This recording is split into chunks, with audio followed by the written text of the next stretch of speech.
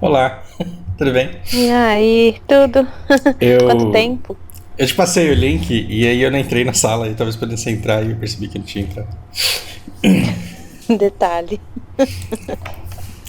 E aí, como estão os dias desde a entrada na OTAN? O que mudou? Teve alguma coisa notável? Não. Não, ainda fui pro interior e ninguém nem comenta nada. Parece que nada aconteceu. Eu fui lá pra La Peranta, lá pra fronteira lá. Caramba, e é uma tranquilidade enorme, né? É realmente todo mundo convencido de que está tudo sob controle. Tomara que esteja mesmo. Tomara, né? Que seja assim. Mas sem muitas novidades. Agora o trend aqui da Finlândia é o que vai acontecer com o governo, né? Como que vai ser a coalizão entre os três partidos top aqui que vai acontecer. Eu acho que é o que tá pegando aqui agora. O pessoal tá mais preocupado com isso do que com outra coisa. Para Me- eles, OTAN é o assunto resolvido, é como se assim, Passou. resolvemos nossos problemas. Passou e as coisas Passou. só melhoram e Passou. só evoluem. Mas É. eu tô vendo umas coisas, meu Deus, assustadoras. Bom, por que estamos aqui? Porque eu tenho vontade de me escutar falando sobre coisas que, que eu acho que se eu tentar falar sozinho eu não consigo. E eu acho que. Eu acho que se você me ajudar com lembranças e. Eu acho que eu vou conseguir enxergar com muito mais clareza e vai ser muito mais fácil falar sobre determinados sentimentos e coisas com alguém que acompanhou boa parte disso e que está aí para validar determinado. Se eu tô falando a verdade ou se eu tô mentindo a respeito de determinados comportamentos meus. Uhum.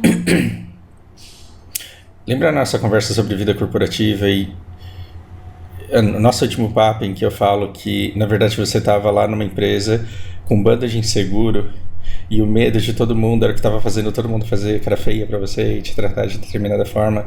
Só que você, presente emocionalmente, envolvido emocionalmente como estava, você não tem obrigação nenhuma de perceber isso. E mesmo percebendo, você não tem obrigação nenhuma de aguentar isso, porque afinal de contas você está sendo agredido. E eu agredi muita gente. Eu não tô aqui pra dizer que eu fui uma boa pessoa, eu não tô aqui pra dizer que eu não errei e que eu não causei dor, e muito pior, eu causei dor intencionalmente em muita gente. E eu preciso falar sobre isso porque é uma coisa que eu quero que conste na minha biografia, no canal. E não é um capricho pelo canal, é por mim que eu tô fazendo isso. Então, por exemplo, se esse vídeo não for visto por ninguém e se esse vídeo sumir do canal semana que vem, eu vou estar resolvido sobre esse assunto, porque pelo menos uma vez na vida eu vou ter falado. Não sei se isso faz algum sentido pra você. Faz, acho que sim, eu te entendo. Porque ahn, muito tem a ver com. Muito do. E a gente vai falar sobre a criação de filho. E eu tô super interessado em trocar figurinha com você, porque aquilo que você me falou sobre a preocupação diária que você tem para não agir por impulso e não agir naturalmente e refletir muito sobre o seu comportamento com o teu filho, é uma coisa que eu tenho todos os dias com a Lana. Porque eu sei que eu fui vítima de um ciclo de dor muito doloroso. E tô aqui pra falar sobre isso, pra falar assim, o quanto a vida do meu pai foi difícil, o quanto a vida da minha madrasta foi difícil. E o quanto hoje, com 42 anos, eu consigo. 42. Eu consigo olhar pra trás e falar, cara, eu entendo por que a minha infância foi do jeito que foi. Uhum. Então eu consigo perdoar, eu consigo aceitar, eu consigo entender muita coisa. Só que eu me tornei uma pessoa e ao longo da vida eu fui uma pessoa fruto dessa educação e fruto do tratamento que eu recebi, que mesmo entendendo eu não pude reter, eu não pude conter, mesmo com terapia, mesmo com conversa, mesmo com muita reflexão, eu não consegui reter, segurar comportamentos tóxicos e destrutivos que eu tive que afetaram muitas pessoas. Uhum. E isso tem muito a ver com com autoimagem. Então a gente vai começar com essa conversa. Se em algum momento isso ficar pesado pra você e você falar assim, eu não quero que isso fique público, tá tudo bem. E aí eu posso até subir, mas vai ser um vídeo meu e teu, não vai ser um vídeo do canal. E eu quero que você me fale a verdade a respeito disso. E a coisa acontece quando minha mãe morre e o meu pai, ele é de 34, então ele é 46 anos mais velho do que eu. Porque meu pai saiu do Japão com 18 anos e ele saiu determinado a fazer medicina. Por quê? Porque o pai dele era médico. Então, o fato dele não ter comida e não ter espaço e não ter nada pra ele no Japão, ao ponto dele ter que entrar num navio e ficar 2 meses num navio pra desembarcar num país que ele não conhecia, não sabia idioma, não entendia nada. Isso não impediu que ele se despisse da obrigação moral que ele tinha de seguir a profissão do pai dele. Então, imagina, meu pai chegou com... Olha que vida filha da puta. Com 10 anos você vê o seu país bombardeado, todas as mulheres sobreviventes se prostituindo na estação de Tóquio, embora você não entendesse exatamente o que era isso. Você entendia o que elas estavam tendo que fazer para levar comida para os filhos, inclusive a mãe dele estava lá. Não lá, mas assim, aparecia com comida em casa, que o irmão dele fala, eu não sei de onde que vinha aquelas abóboras, e a gente comia abóbora todo dia. Então imagina a suspeita, imagina a dor causada em toda essa família. E aí ele chega com 18 anos, vai para a cooperativa de Cotia, trabalha em agricultura, estudando português e estudando física, matemática como um louco, estudando química, até que ele passou na Federal de Goiás, porque ele desistiu da USP com 28 anos. Então imagina com 28 anos você tendo dedicado a sua vida a aprender um idioma e a fazer medicina, você entra na faculdade, você sai de lá com 34 tendo que abrir um hospital. Meu pai, ele não tinha tempo para um relacionamento e ele não queria, porque ele tinha outras prioridades. E aí ele conheceu a minha mãe. E aí quando eu tinha 1 ano e meio, um bebê, 1 ano e 4 meses, minha mãe morre, a Márcia com 4 anos, eu com 1.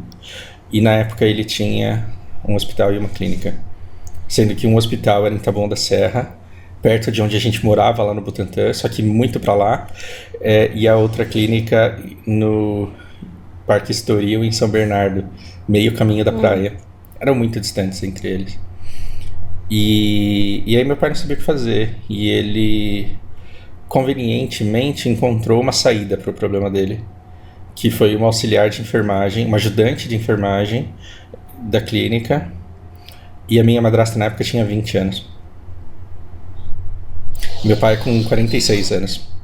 E ela com 20 anos também não teve uma vida fácil, porque ela tinha 10 irmãos vivos, eram 11 irmãos. De um total de 15. E isso eu só fui entender muito mais tarde. Originalmente a mãe dela era herdeira, a mãe dela era bem de vida. E o pai dela usou toda entre aspas, essa herança, e deu muito pouco. E quando a mãe dela teve câncer, e isso influenciou a escolha do meu pai, quando a mãe dela teve câncer muito jovem, ela era uma adolescente, não tinha nem, talvez devia ter uns 14, 15 anos, agora eu não lembro precisamente, mas ela foi quem tomou conta, ela foi quem criou os filhos mais novos, não teve auxílio nenhum do pai, não teve assistência nenhum do pai, e teve um tratamento não muito bom dos irmãos, e veio para São Paulo cheia de feridas, cheia de mágoas. Imagina o ressentimento que ela tem do pai, de não ter auxiliado a mãe, de ter tudo ficado para ela, de ter lidado com o cuidado dos irmãos e não necessariamente a gratidão dos irmãos. Então ela chega e ela chega da Bahia com um mundo que não foi o que a gente teve, porque a gente teve muito pouco, a gente não tinha internet, mas pelo menos a gente teve onde buscar informação para se construir sozinho. Você com a sua enciclopédia barata, eu no escritório do meu pai com os dicionários ilustrados. A gente teve condições que nos permitiram ter pelo menos o tempo ósseo para ficar estudando, para aprender, para ficar deslumbrado com conhecimento e querer cada vez mais. Ela teve que sair da escola na segunda série. Por quê? Porque ela tinha que cuidar dos irmãos. Porque a mãe dela já estava com câncer e foi um câncer que demorou muito. Então imagina a quantidade de mágoa, o que ela conhecia do mundo e o seu pertencimento, a sua falta de pertencimento, de meu Deus, o meu lugar não é aqui, ela também teve e eu não posso tirar esse direito dela. Ela queria ir para São Paulo, porque lá ela poderia ter um caminho. Só que você sempre prezou pela sua carreira, falando, eu conheço outras mulheres que conseguiram e eu também vou conseguir. E ela é de uma geração em que ela não tinha modelos femininos em quem se espelhar. Então o que ela via, ela falava, eu sou novinha, sou gostosa e eu preciso arrumar um marido bom. Só que como que eu arrumo um marido bom perto lá no Riacho Grande?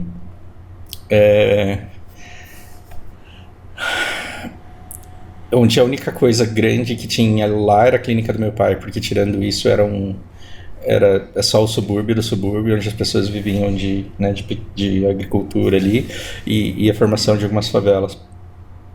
Durante muito tempo eu tive preconceito com isso, mas depois eu fui entendendo que ela não é culpada e que ninguém é culpado. Só que aí, quando as marcas que machucaram os dois começam a me afetar, eu começo a ter sérios problemas de identidade, porque ao longo do tempo eu fui crescendo e escutando coisas que me marcavam muito, principalmente por parte da minha madrasta. E eu olhava para ela, e eu olhava para a família dela, eu olhava para as raízes dela, e eu entendia aquilo como sendo eu, como sendo meu sangue. Porque afinal de contas ela convenceu meu pai de que ela poderia cuidar, mas que ela queria ocupar um espaço. Ela queria. Então meu pai se mudou de cidade e nessa nova cidade ela se apresentou como mãe. Uma coisa meio absurda, porque eu cresci escutando de todo mundo a quem eu era apresentado. Nossa, mas é a cara do pai, né?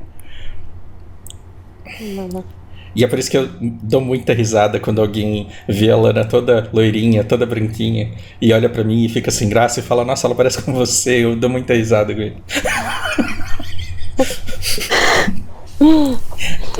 Não, tudo bem, eu vivo isso porque eu também parece que só pari o Samuel. Que ele puxou muito pro pai. Mas você escutava isso com sarcasmo e ao longo de muito tempo eu fui entendendo. E aí quando primeiro me colocam na escola japonesa, e eu tinha acho que menos de 7 anos quando isso aconteceu uma coisa que você vai entender muito bem e que eu via muito acontecendo no Japão. Pais brasileiros levando os filhos japoneses, brasileiros na escola japonesa sem entender, sem ter a menor ideia do que estava acontecendo lá. É muito difícil, e é muito difícil, e eu já fiz trabalho de intérprete, de ir lá e de tentar facilitar a coisa, mas aí assim, eu sou brasileiro, minha esposa é brasileira, a gente tem um filho brasileiro, nosso filho tem que estudar numa escola japonesa, hoje a gente vai lá, mas a gente não sabe como que entra, como que cumprimenta, como que fala, como que apresenta a criança. Muito difícil. Então quando a minha madrasta chega na escolinha e me leva lá, tá todo mundo falando em japonês. Eu vejo todo mundo falando em japonês. Foi uma experiência extremamente traumática. E a diferença ali é que todos os pais eles estavam participando da integração dos filhos dele e eles tinham uma panela já muito fechada.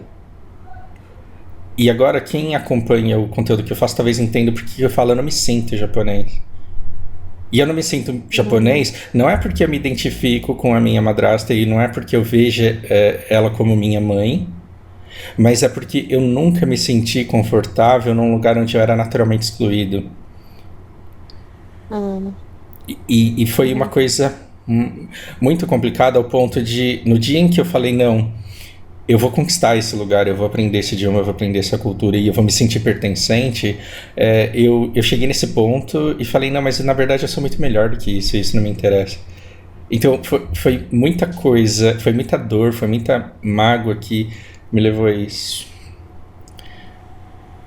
Essa história ela tá muito longa, mas você vai ver que no final ela vai fazer sentido. A Maria ela tinha sérios problemas de autoestima e ela tinha um medo enorme de ser usada como babá e depois abandonada. Entendo. Por- Eu imagino. Completamente natural isso. E meu pai, ele japonesão, ele não sabia como passar confiança, estabilidade emocional para uma brasileira nordestina carente. Ele tem um jeito japonês dele de ser. O que japonês faz? Andar na frente na rua, não dá satisfação, não é presente, não conversa. Era muito difícil. E essa insegurança, ela se transformou num tormento, porque hoje eu tiraria de letra, hoje eu saberia lidar com isso, mas eu era uma criança. E aí o que eu cresci escutando? Ela queria casar, não podia casar porque tinha inventário da minha mãe, inventário do meu avô, aliás.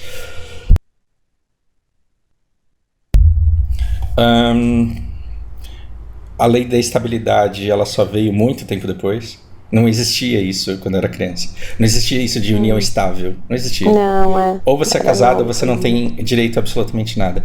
E eu entendo isso porque ela parou de trabalhar, ela passou a ser do lar, ela estava completamente refém daquela situação. Mas onde foi que essa segurança foi... Essa insegurança foi despejada? Em mim. Em você e na sua irmã. Você não tem nada aqui. Por quê? Porque a família tinha hospital, tinha clínica, tinha casa, tinha apartamento, tinha chácara. Tinha um apartamentinho menor na aclimação que teria sido ótimo para você, por exemplo, para mim, quando, né?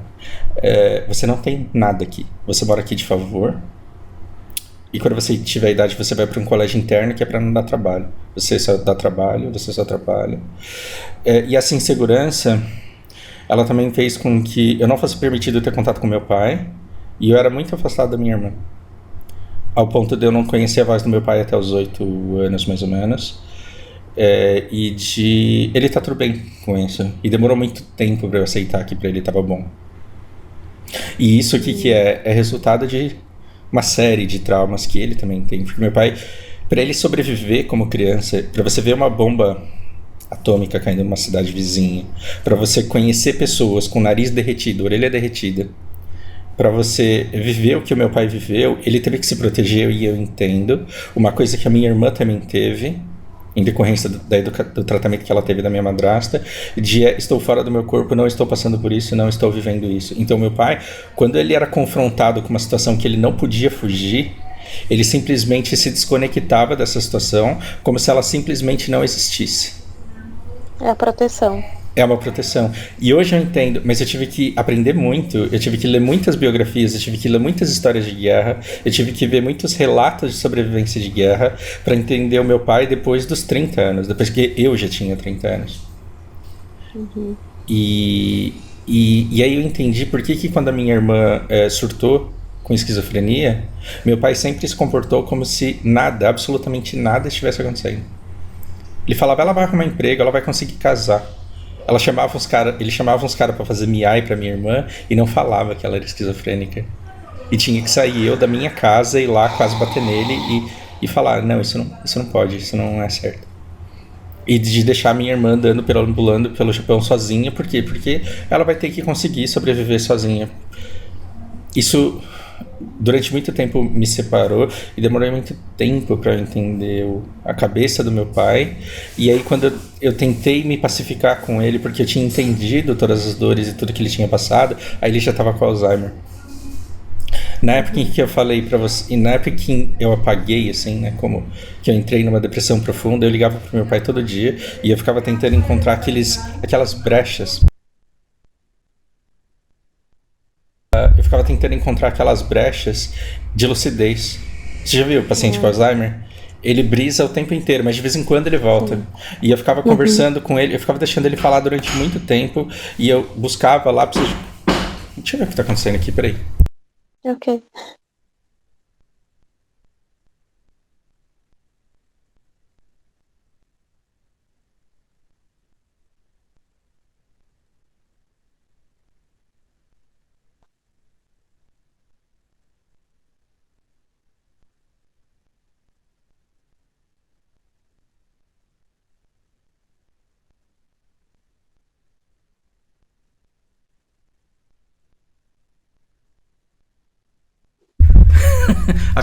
Todas vivas? A fiscalização da prefeitura baixou na minha casa. E aí tem a piscininha da Lana, que tem cloro lá pra não dar mosquito de dengue, nada. Mas aí parece que faz um tempo que a gente não repõe o cloro. Aí a menina tá falando que tá reprovada aqui, tá dando uma carcada. Mas é certo, isso é bom, porque a gente aprende e corrige. Onde eu tava? Que você ficava falando muito tempo com seu pai, esperando ele dar algum Ele sinal de ter lucidez. um lapso de consciência. E nesses momentos a gente teve um momento de cura. Do tipo, sofri, foi difícil, te perdoo. E ele não pedir desculpas, mas falar na época foi difícil e me contar como é difícil você sair de um país, aprender o idioma, lidar com crises sendo empreendedor, ter que sobreviver, a dificuldade da perda da minha mãe, a falta de opções. Imagina você ter que sair de São Bernardo para ir para Taboão da Serra. Meu pai saía às 7 da manhã de casa, voltava 9 da noite. Eu era forçado a estar no quarto para não ter contato com ele. Ele não percebia. Muito natural você chegar 9 da noite em casa e falar as crianças já estão dormindo e tá tudo bem. E no dia seguinte você tem que sair cedo, a criança ainda tá dormindo e tá tudo bem. E o turbilhão da vida dele era muito pesado. E a gente teve um momento de cura. Mesmo depois disso, eu ainda só fui perceber o quanto que eu fazia mal para mulheres anos depois. Eu acho que depois do meu pai ter morrido, até que eu coloquei a mão na cabeça e falei, meu Deus, o que eu tô fazendo na minha vida? E tendo identificado o problema,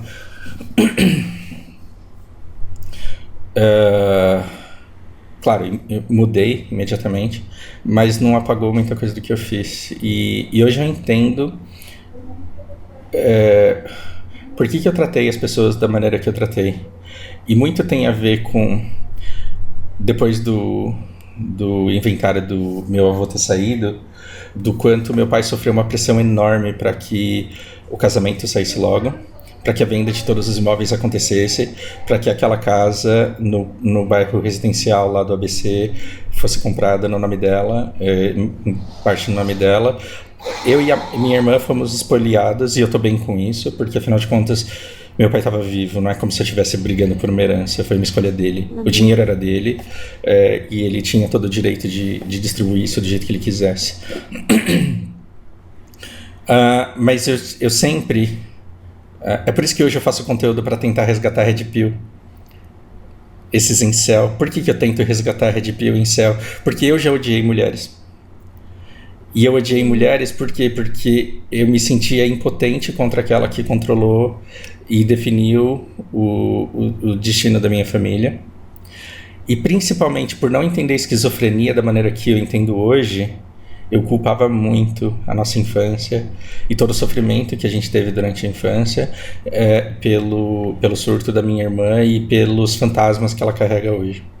Então minha irmã não só tem esquizofrenia, ela tem uma divisão de personalidade que faz com que ela seja uma pessoa constantemente atormentada. Eu chamo ela de Gollum, de Sméagol. Ela tem uma vida muito difícil. E essa vida foi difícil porque ela conseguiu se dissociar e ter uma pessoa que a protegia. E essa pessoa que a protegia é perversa, é malvada, ela quer se vingar, ela tem uma energia explosiva que quer quebrar tudo. Que foi o que ela teve que separar dela para não ser aquilo, para sobreviver no mundo que ela vivia. Isso é outra coisa, é outra parada. Então toda vez que eu troco de médico pra Márcia, eu tenho que explicar que não é essa esquizofrenia que tem ali, que tem um negócio muito difícil de tancar, que eu já desisti de tentar fazer as pessoas entenderem, inclusive médicos, porque é muito complexo e eu descobri o meu jeito de lidar com isso. Nisso, imagina como foi pra mim, quem eu sou, né? Eu sou um peso pro meu pai, que teve que fazer todo o sacrifício para ter os filhos dele criados. Filhos que ele nem queria, porque quem queria era minha mãe, e tá tudo bem. E a minha madrasta, eu não duvido que tenha existido amor, porque existiu amor por ele depois. Posteriormente existiu amor por ele, e ela cuidou dele muito bem, e foi cuidando dele muito bem que ela se redimiu. Hoje eu gosto dela. E você só vai entender por que eu gosto dela depois que você terminar de assistir aquele vídeo que eu te mandei N. Lucas.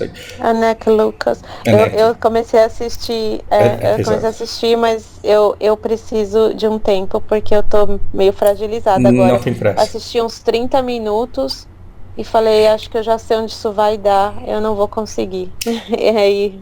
É muito pesado. Assim, eu acho que eu sofri muito mais do que muita gente, mas a gente sempre se acha acima da média, né? Inclusive eu comecei a ler o livro que você me mandou e ele fala muito sobre isso, sobre autocompaixão. Todo mundo se sente acima da média e todo mundo se sente acima da média. Teve uma parte que eu dei muita risada. É dentro daquilo que é reconhecido e que tem valor na sua sociedade.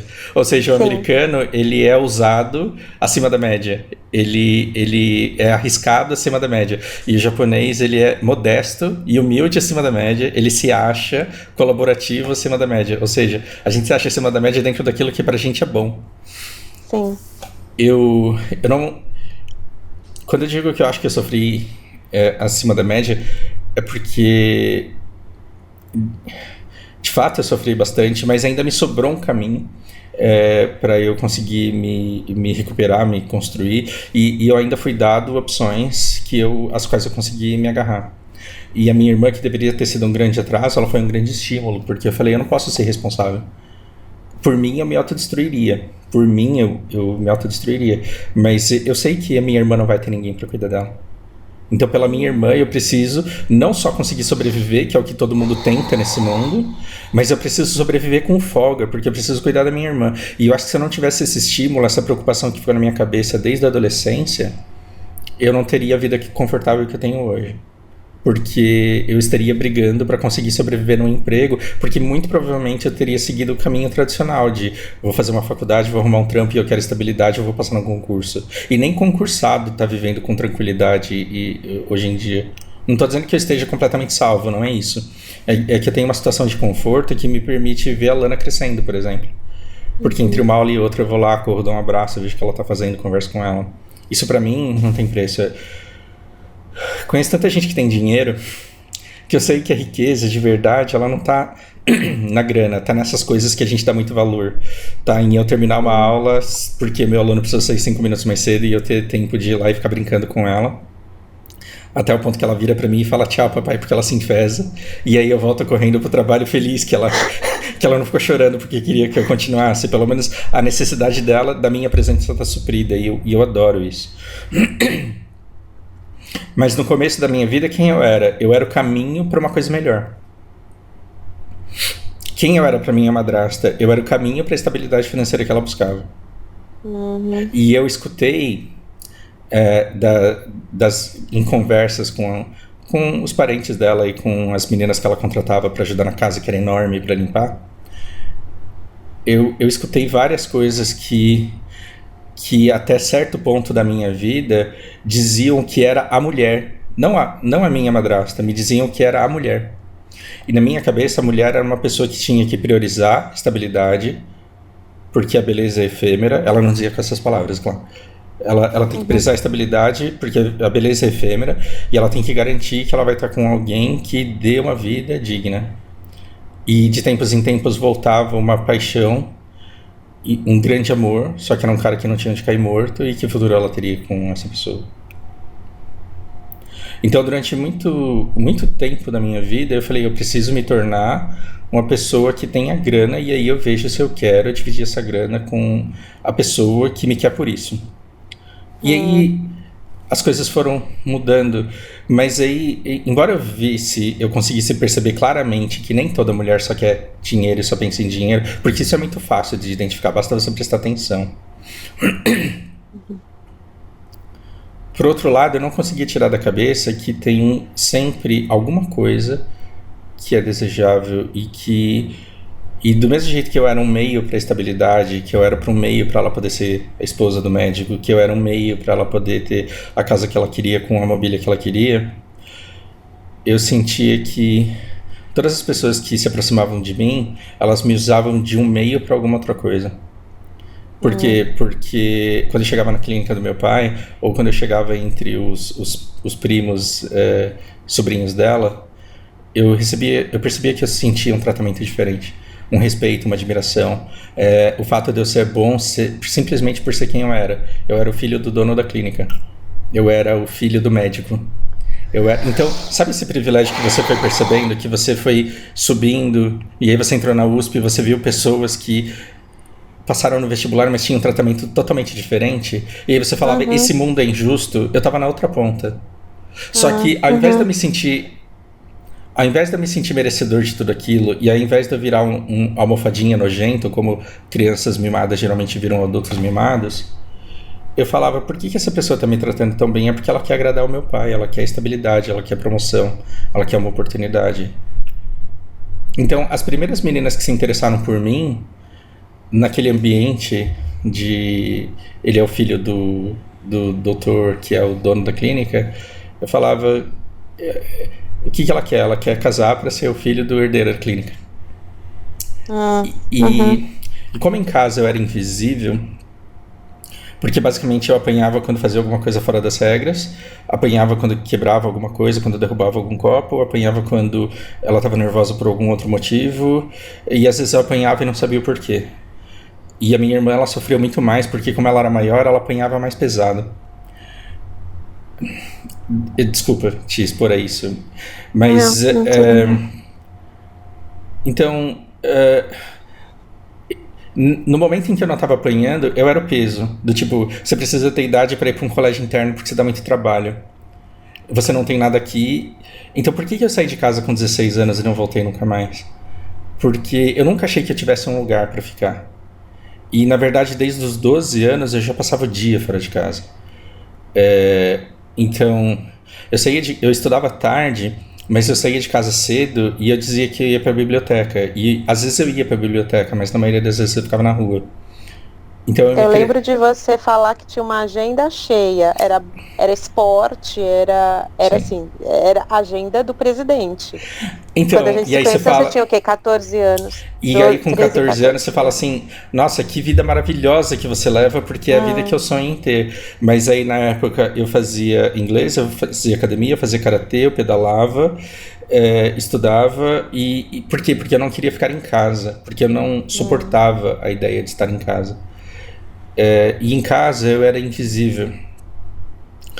Do tipo, quando eu não tô te batendo, eu tô te ignorando. Talvez você esteja pegando pesado com ela, mas por incrível que pareça, eu tô falando de uma pessoa que eu perdoei. Então eu tô simplesmente relatando fatos, coisas que aconteciam de fato. Então quando eu não tava apanhando ou sendo insultado, eu tava sendo ignorado, completamente invisível. E aí aconteceu um fenômeno muito engraçado, porque as meninas se aproximavam de mim e me diziam que eu era interessante, e eu falava, interessante onde? Se eu sou inútil, se eu sou burro, se eu sou um estorvo, se eu sou um peso, e se eu preciso ir para um colégio interno, e se eu preciso crescer logo para sair do lugar onde eu nada tenho. Então, onde que eu sou interessante? Que parte de mim é interessante? Eu não entendo. É porque eu admiro muito a sua cultura. E aí, onde isso pegava? Pegava naquele bunker ao qual eu não me sentia pertencente, onde eu não me sentia à vontade e não queria estar. E aí, assim, esse bunker, ele formava um consenso. Toda vez que você tem um grupo, você forma um consenso. E aí, o que era esse... Toda religião, toda igreja, todo grupo... Você forma consenso e você fala... Então você chega numa comunidade, no ABC, né, de São Paulo, e aí você fala, o Japão é isso daqui que eu tô dizendo pra vocês. Quando eu fui, eu olhei e falei, não, não é. Então eu passei a ter um desprezo muito grande por as pessoas que entre elas falavam o Japão é tal coisa. Porque eu tava estudando pra provar que não era.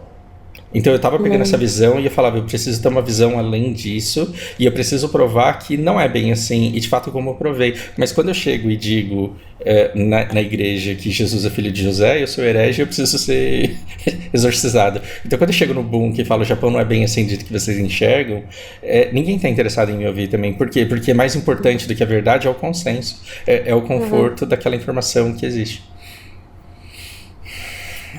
E aí eu comecei a me sentir extremamente invisível pelas pessoas que diziam em primeiro momento se interessar por mim justamente por isso. E eu acho que é nesse momento que você entra na minha vida, e talvez por isso eu tenha te feito. Eu tenha tido comportamentos que você tenha absorvido de uma maneira completamente diferente. E eu queria conversar um pouco do quanto acho que a gente pode ter se machucado mutuamente e sem intenção. Porque quando você dizia assim, nossa, J-pop, né? Eu assisto J-pop, eu gosto da banda não sei o que, eu gosto da banda não sei o que lá. Na época eu ouvia Metallica, na época eu ouvia Led Zeppelin, Legião Urbana, eu não queria música japonesa.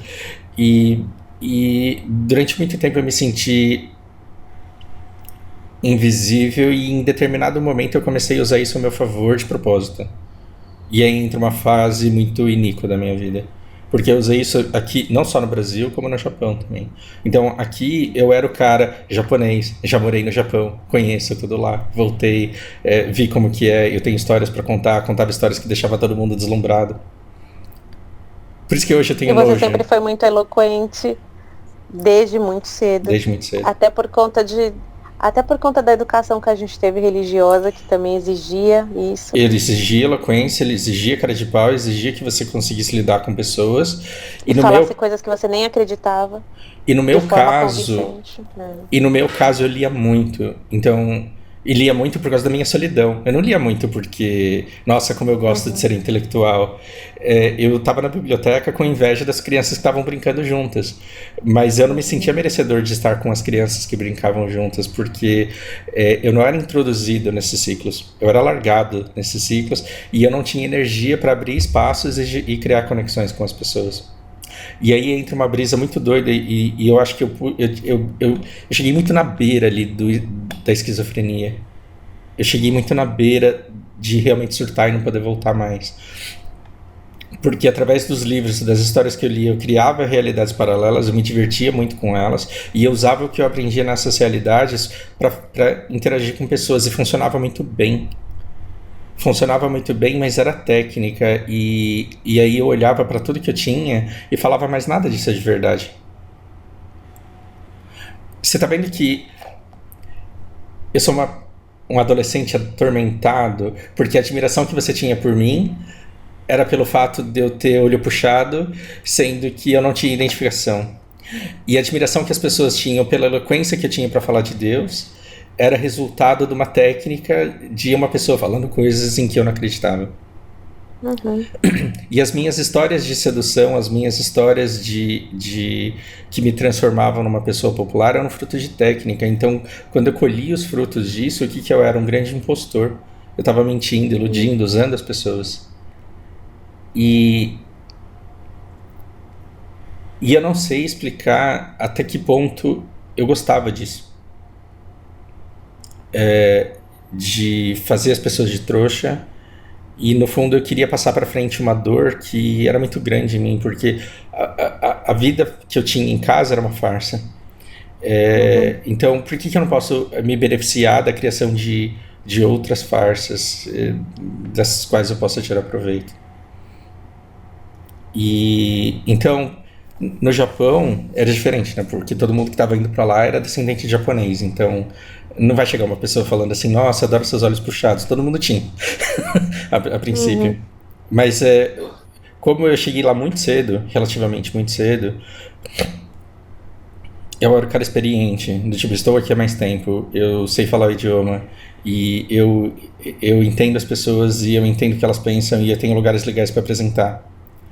Daí entra o meu outro ranço, assim, as pessoas que fazem vídeo e tudo bem, a coisa mais bonita do mundo. A pessoa fazendo vlogs de como é a vida no Japão. Olha, eu vou mostrar pra vocês aqui como que é ir no restaurante, eu vou mostrar como que é o meu dia a dia no trabalho, eu vou mostrar como que é o dia... Isso me dá gatilho, porque durante muito tempo eu vendi isso em benefício próprio. Então eu chegava uma menina toda perdida, acabei de chegar, vim sem meus pais, eu vim com uma promessa de emprego, que eu era o cara que ia lá, apresentava pro emprego. Aí falava, olha, você vai morar aqui, a máquina de lavar é assim que você liga, aqui as pessoas lavam roupa desse jeito, se você ficar doente, você liga para esse número, eu te levo no lugar. Isso tudo passa uma segurança e um deslumbramento, e é como se... E hoje eu não consigo pontuar, porque eu fiz um trabalho muito grande em cima disso.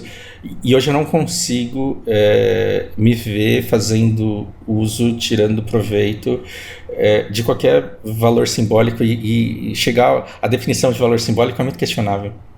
É muito difícil chegar nesse ponto. Mas eu posso te interromper só um pouquinho, só Claro, para claro. analisar essa parte que você falou, porque é muito nítido para mim, que talvez para você não seja. Mesmo com terapia, te falo isso que eu também tô nessa coisa de traduzir o que a Vanessa criança repete ainda adulta e não percebe.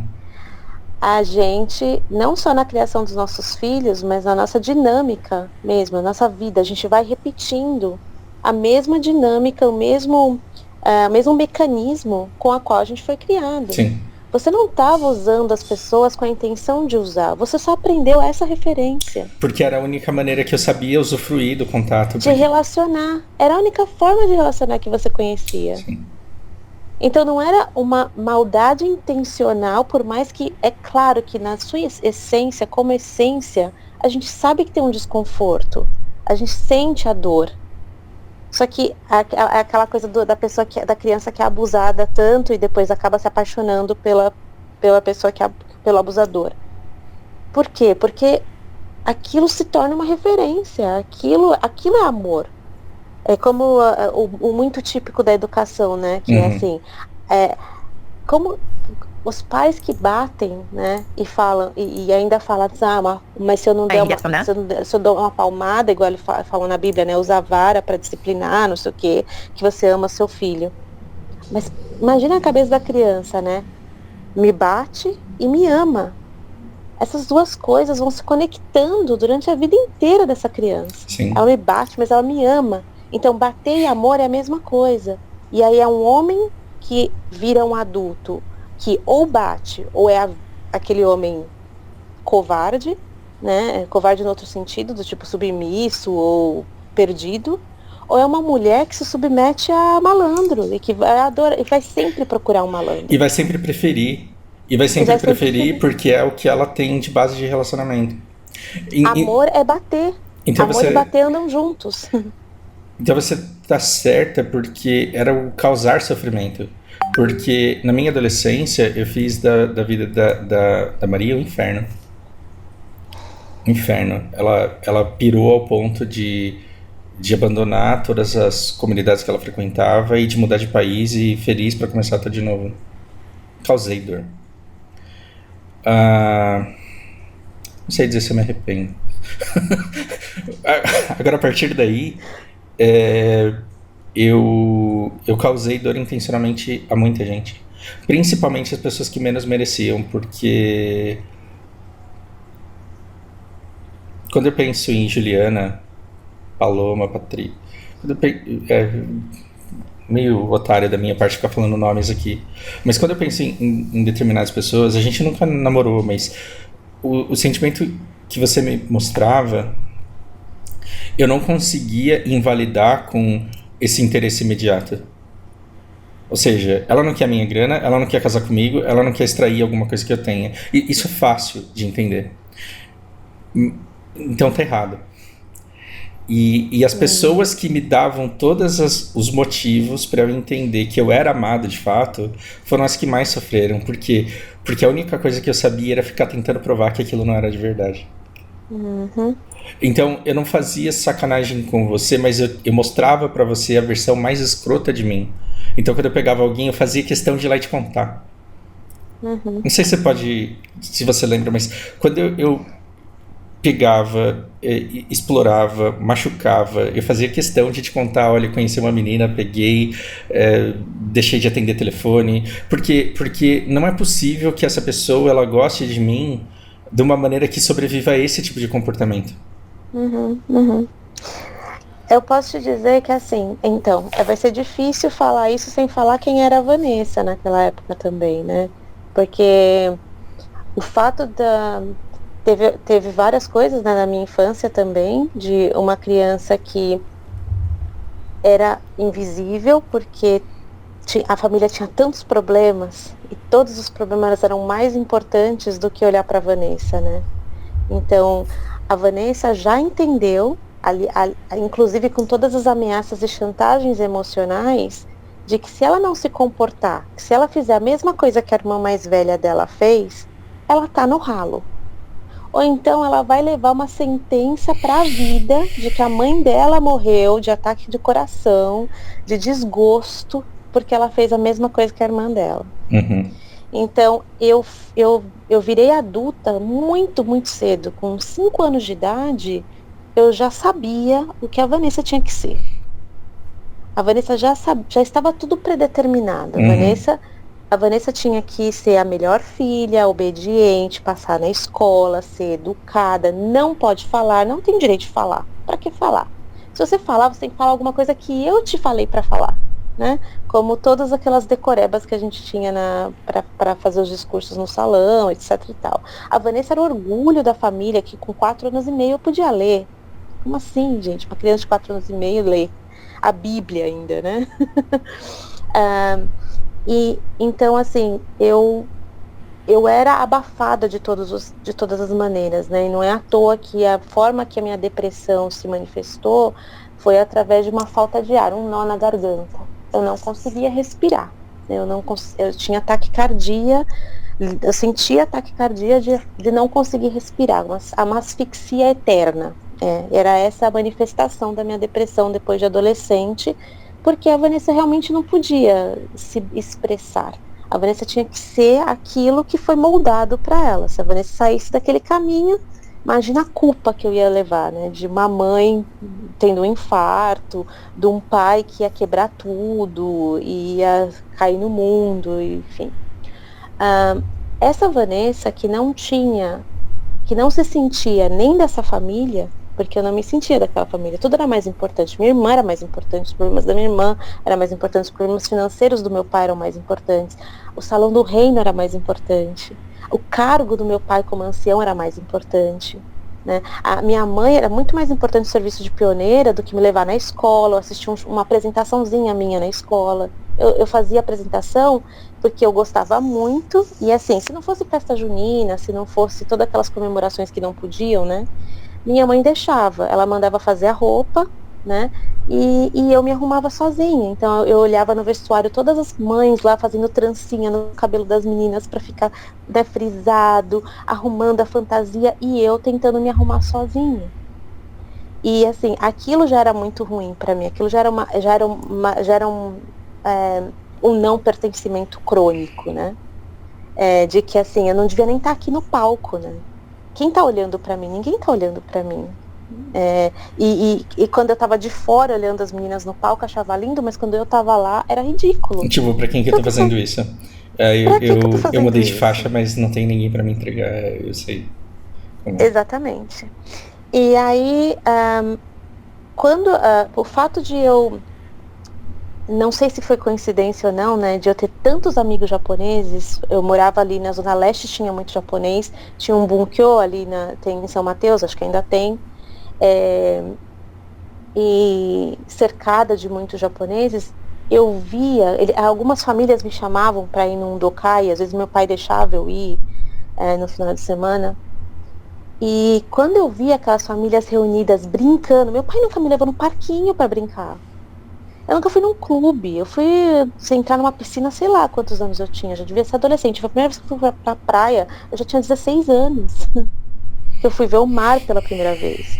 Eles não tinham tempo para lazer, eles não tinham nem tempo e nem dinheiro e não tinham interesse em fazer isso, porque as prioridades eram pregar de casa em casa, as reuniões semanais, toda aquela coisa. Meu pai trabalhando tudo que podia para dar o que ele podia, né? Ele também não podia muito. Era uma casa eternamente em construção, então era muito problema, né? Não dava para levar a Vanessa para brincar em lugar nenhum. Então, quando eu ia num dokai, via as famílias fazendo gincana, piquenique, eu ficava deslumbrada com aquilo. E eu achava, então, eu criei um estereótipo que caiu por terra, mas demorou pra caramba pra cair por terra, e não foi você que fez isso, não se preocupe. Um estereótipo de que, assim, japonês significa a família que eu gostaria de ter, é uma comunidade que eu gostaria de ter, a galera, os adolescentes todos se conheciam e se reuniam. Eu entrei no Nihongaku, você lembra disso, eu acho? Sim. eu fiz Nihongaku porque meus amigos iam todos pro Nihongaku e eles chegavam da escola no dia seguinte contando coisas do Nihongaku que eu não podia participar porque eu não sabia o que tinha acontecido, eu não estava lá. Então eu decidi que eu ia também porque eu queria participar, eu queria saber o que estava acontecendo. Eu já era amiga. Eu comecei a fazer karatê e comecei a estudar japonês por conta porque eu queria superar as pessoas do bunker. Eu queria poder olhar pros caras e falar assim, eu sou faixa preta, você não é. E eu falo japonês de verdade falado no Japão hoje, você não fala. E o problema é que quando eu consegui isso, a coisa desmanchou, assim, todo o valor daquilo. Porque eu tenho inveja dessas pessoas que têm um plano de vingança e que se vinga e depois usufrui da vingança. Eu vou de inveja. Porque toda vez que eu me vinguei de alguém provando alguma coisa, aquilo que eu conquistei imediatamente se desfez. E eu acho que isso porque quando todas as habilidades que eu desenvolvi, elas não foram percebidas. Isso desde muito cedo. Então, eu lembro, assim, do dia que eu tive que pedir autorização para participar dos jogos escolares de basquete. E aí tava lá, seu filho foi selecionado, e não sei o que, você precisa assinar autorização e tal. Aí ele olhou e falou assim, você tá em nível de representar a escola. E foi isso, não foi assim, nossa, parabéns. Eu não sabia, ele não sabia que eu estava treinando. Mas eu vejo que é uma coisa que meu pai ele nunca conseguiu criar proximidade com ninguém, e isso foi cicatriz de guerra. Então eu estava no Brasil há uns 5 anos e ele me perguntou, o que você faz mesmo? Nesse nível. E não era o Alzheimer que eu esqueci por conta do Alzheimer. É porque ele nunca teve sequer a preocupação de saber o que eu fazia. Porque se ele tivesse a preocupação de saber o que eu fazia, ele ia ter que saber se eu estava bem ou não. E saber se eu estava bem ou não, a possibilidade de ser ou não isso se tornar um problema, o meu pai ele não deixava a coisa se materializar. Então ele ficava feliz quando eu entrava em contato com ele, ele falava, tá tudo bem aí? Então tá bom. Eu não quero saber detalhes, porque eu não quero ter que lidar com problemas da Márcia que talvez eu tenha que dizer pra você que eu não consigo resolver. Por outro lado, embora ele não conseguisse lidar com a realidade, ele fazia questão de dizer, toma conta da Márcia, cuida dela, por favor. E então, não é como se ele não se importasse, não é como se não houvesse amor e não houvesse preocupação. Ele simplesmente não sabia lidar com a incapacidade de lidar com alguma coisa. Desculpa, eu te cortei. Não tem problema. Mas o deslumbre com o japonês veio disso, veio de uma carência de ter, porque dentro da religião eu não tinha amigas de verdade. Eu tinha uma que você conheceu, a Raquel, que não era minha amiga. Você não tem noção todos os abusos que eu sofri por manter uma amizade com ela, que era a permitida, porque ela era da mesma religião, era a conveniente para ela, porque ela era filha única e ela era toda antissocial, esquizofrênica, sei lá o que ela era. Ela tinha uns problemas, assim, que ela não convivia muito bem com outras crianças. Então era conveniente para a mãe dela meio que me adotar para fazer companhia para ela. Só que, assim, eu era socialmente, vamos dizer, normal, saudável, vamos dizer. Era uma criança socialmente saudável. Eu podia navegar entre diferentes crianças e brincar. E para ela isso era um problema, porque era ameaçador perder a única amiga que ela tinha para mostrar toda a superioridade dela. Ela tinha todos os brinquedos, ela tinha uma casa legal, a mãe dela levava ela em todos os eventos da cidade, blá blá blá, e de vez em quando a Vanessa poderia acompanhar. Então, assim, eu sofri vários abusos na casa dela, que só depois de grande que eu entendi, nossa, gente, como eu pude me sujeitar a isso, mas eu era uma criança, eu achava legal que eu tava ganhando, sei lá, tava ganhando presente, tava podendo brincar com as bonecas que eu não tinha, tava, enfim, ganhando lanche no McDonald's, né, coisas assim. Então, assim, tinha essa Vanessa que era socialmente saudável, porém não me identificava com outras crianças da religião. E as amigas que eu tinha fora, elas só podiam ser meus amigos durante o período da escola. Porque fora do período da escola, já sabe, é mundano, você não pode conviver com essas crianças, elas uma vão te seita. levar pro... Então, eu adorava ir pra escola, adorava, porque era o lugar onde eu ia encontrar os amigos, eram as pessoas com quem eu me identificava, e eu fazia daquelas pessoas como se fosse a minha família. Isso demorou tanto para se curar, Fausto. Até hoje acho que eu me machuco um pouco, bem menos agora, mas assim, É até a porque época você da nunca pode esperar de um faculdade, colega de faculdade ou uma coisa que você espera de um parente. não, Não dá pra esperar. E não dá. aí E eu você se esperava frustra. isso. Uhum. Porque eu transformava essas pessoas que eu conhecia como se elas fossem minha família. As minhas amigas eram minhas irmãs. As irmãs que brincavam comigo, as irmãs que gostavam de mim, que passavam tempo comigo. Porque minha irmã, 8 anos mais velha que eu, cheia dos problemas dela, me odiava até eu me tornar adulta. A gente foi ficar amiga depois de adulta. Então essa Vanessa carente, que foi adotada por várias famílias japonesas, porque as famílias achavam o máximo uma brasileira que não tinha origem nenhuma nipônica, estudando japonês. Tipo, no começo, algumas famílias, porque tinha muita família de Okinawa ali em São Mateus, que eles só andavam entre eles com essa coisa de vocês vão se casar entre vocês, não se contaminem muito com gaidin, porque além de ter que preservar a língua e tal, essas coisas, os costumes, Não então se misturem tinha com essa gentalha. com essa gentalha. Coitados. Então, assim, algumas famílias, no começo, os pais ficavam resistentes que as meninas estavam andando comigo.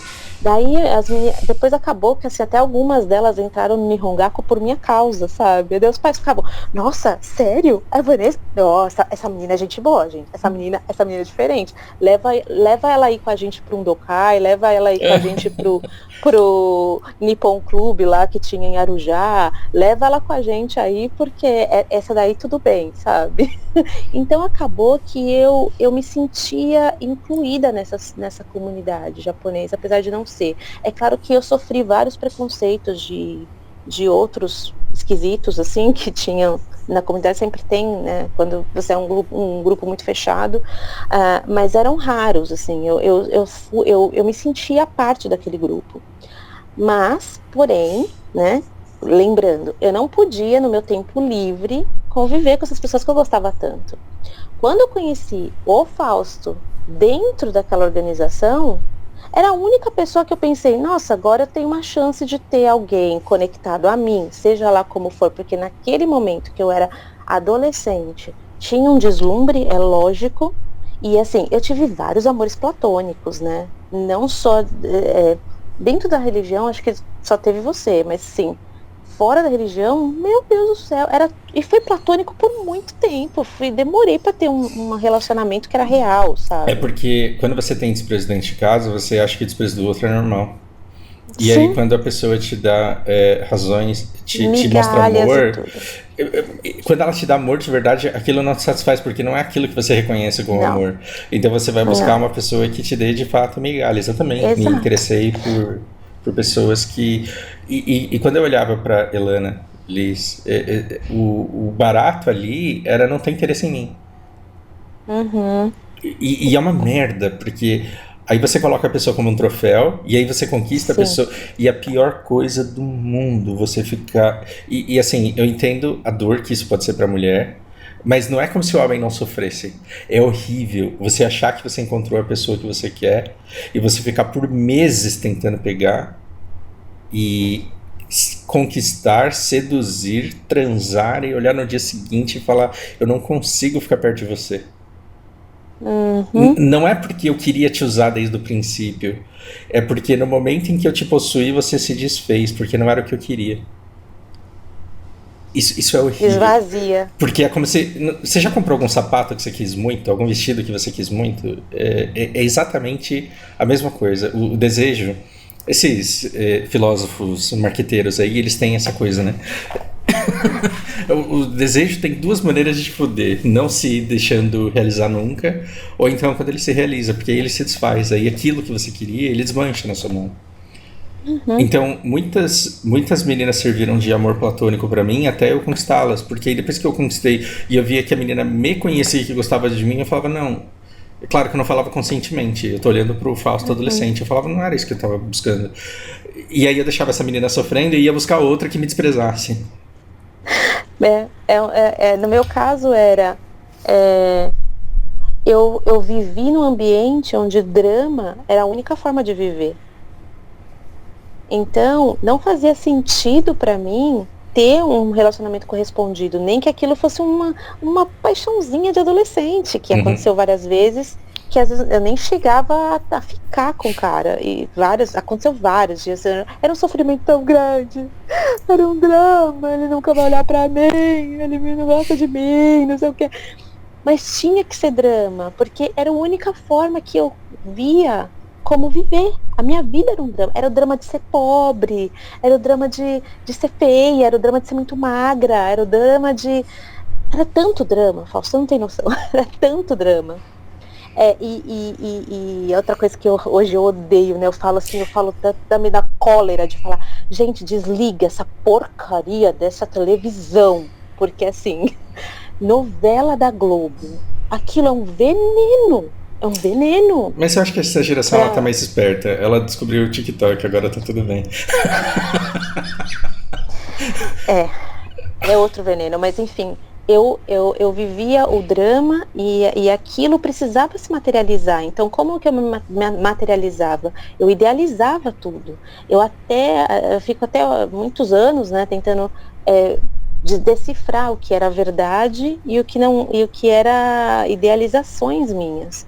Porque é difícil até voltar lá no passado e contar a história de tanta idealização. Então, o Fausto era idealização e várias outras coisas eram idealizações.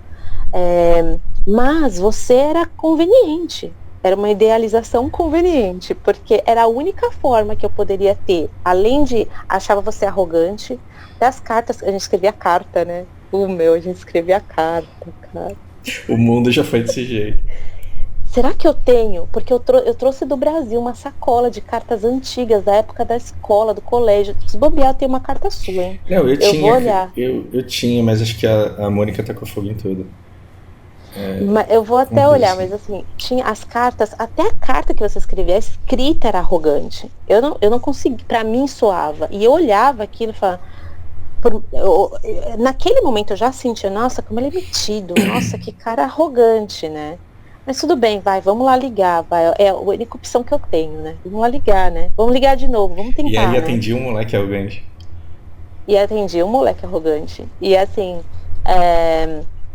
mas assim, fazia parte do meu script, sabe? Eu não via outra forma, assim, eu não tinha... como que eu vou explicar? Eu não achava que você merecesse melhor e que... Exato, eu não tinha outra opção, assim, aquilo era a única coisa que eu podia, sabe?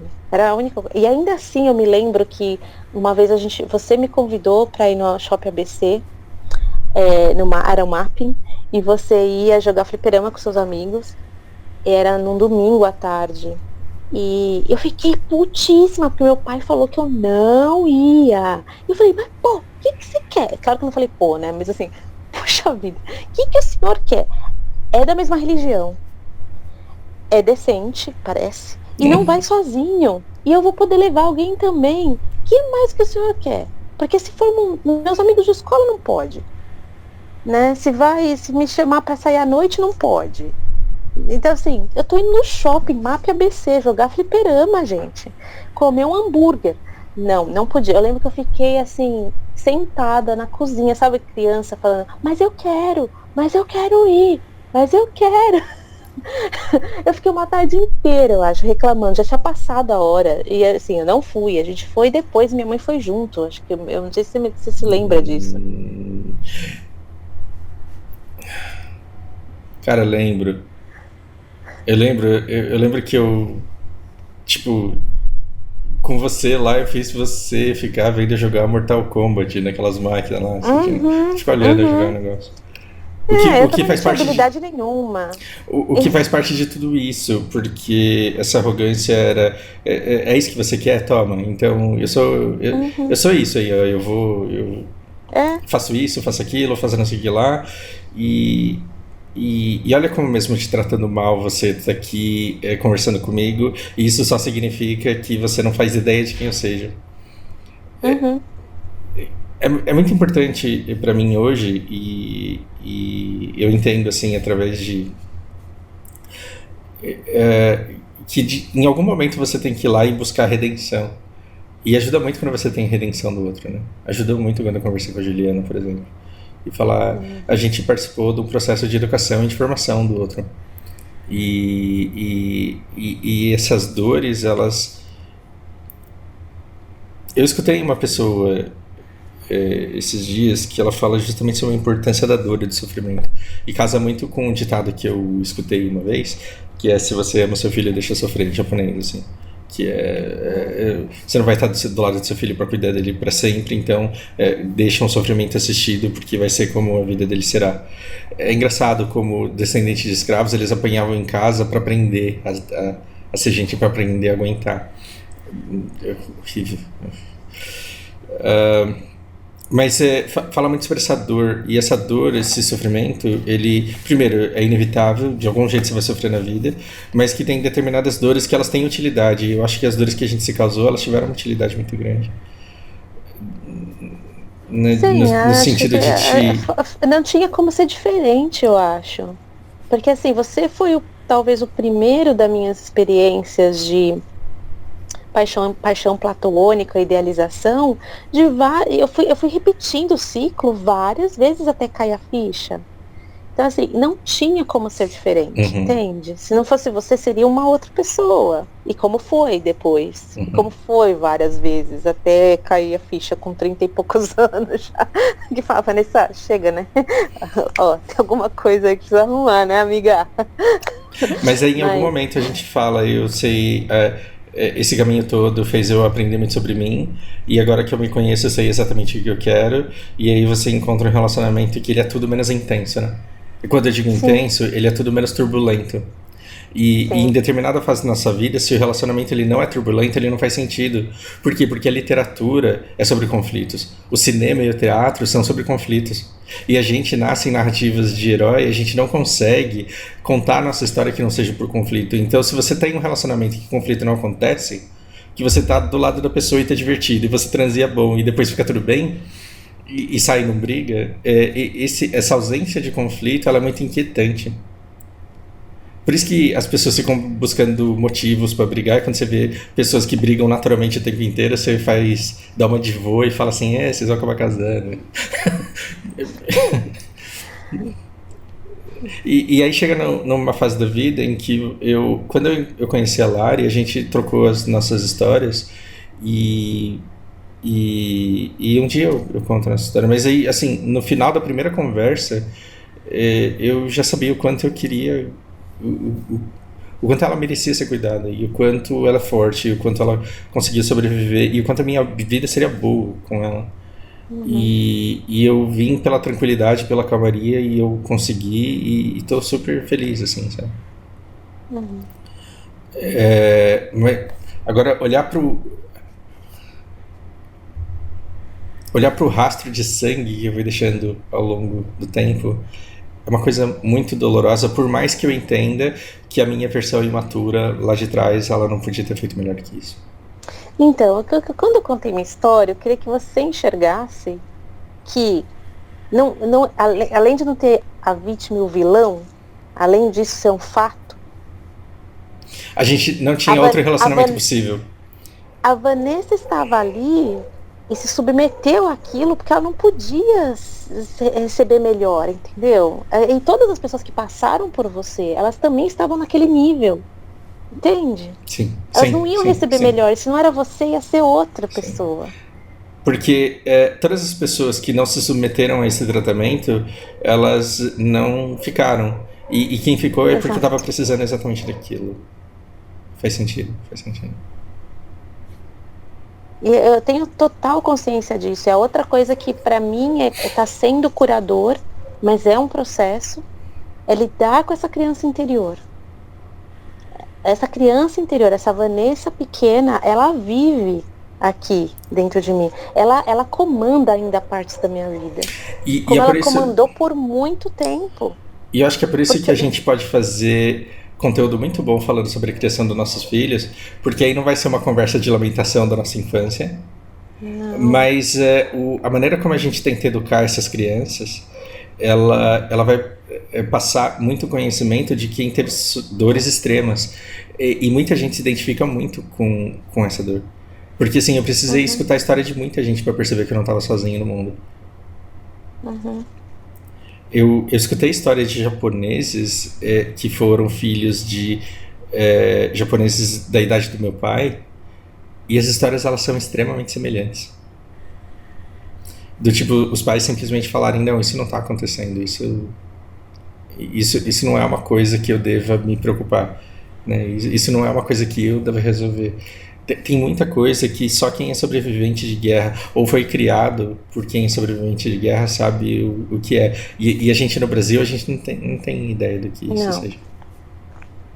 Eu falo pelo meu marido, que eu tô lendo esse livro, Inteligência Emocional. Já é a segunda vez que eu leio esse livro de Daniel Goleman. Conhece? Sim. E tem uma parte que... A primeira vez que eu li foi na minha viagem de volta ao mundo, antes de ir pra Finlândia. E ficou algumas coisas, assim, meio que...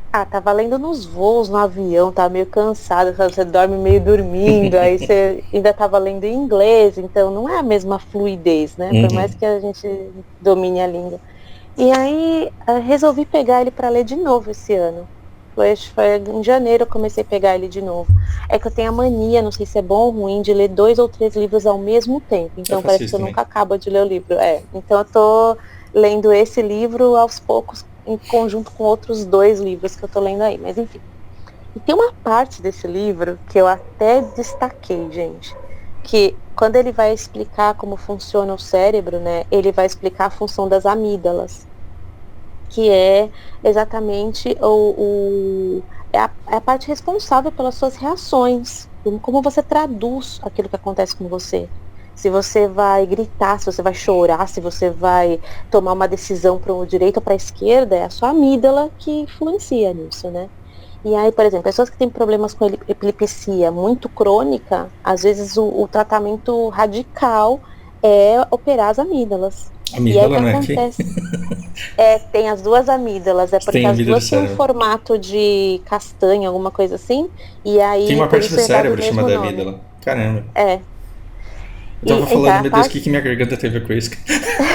Não, é uma parte do cérebro que é responsável exatamente pelos sentimentos, como que você reage às coisas, a empatia, tudo, o fato de você chorar porque você viu um filme, ou sentir muita alegria, sentir aquela risada, aquela vontade de gargalhar, tudo isso é reações da sua amígdala. É um negocinho pequenininho, bem pequenininho, perto da orelha. E aí, lá no livro explica, né, que quando alguém faz uma operação eles fizeram vários experimentos com isso, mas também tem casos de epilepsia que o tratamento, quando é muito crônico, pode ser a retirada da amígdala, ou então uma fissura na amígdala. E isso resultava em a pessoa ficar totalmente, assim, apática. Totalmente apática. Quando eu li isso agora, né, esse ano, 5 anos e meio na Finlândia, eu pensei, será que os finlandeses têm alguma modificação genética? Alguma deformação, hereditariedade na amígdala? Porque, gente, eu li aquilo até de novo, que eu fiquei... Porque meu marido, ele é flat. Então, assim, ele é o flat que, quando eu conheci ele, eu gostaria muito de ser. Que é aquela coisa assim, nem euforia e nem tristeza demais, sabe? E aí eu traduzia isso como assim, é uma paz interior que, assim, beira porque assim, é uma pessoa que não reclama de nada, que tá tudo bem, ele não é passivo, ele é assim, ele tem como filosofia de vida, que é uma coisa assim que a maioria das pessoas podem falar da boca para fora, mas eu vivo com essa pessoa há 6 anos e eu posso dizer, ele vive isso do tipo, se eu não tenho controle sobre isso, eu não vou sofrer por causa disso. Shogunai. O japonês fala isso, Shogunai. Não pode sofrer pelo que tá fora de controle.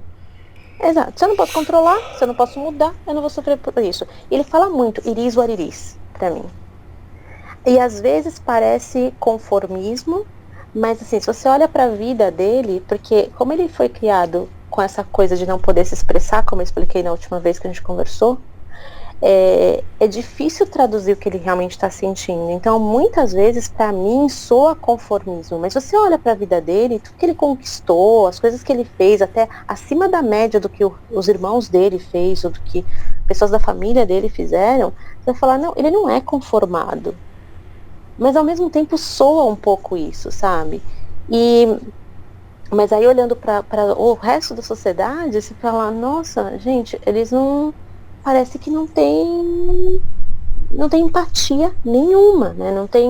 Não flui, sabe? Não vai para cima e para baixo, não tem. Eu me lembro até que o fato de eu ter um relacionamento com ele saudável e sentir a segurança que eu sentia com ele, e sinto ainda com ele, é de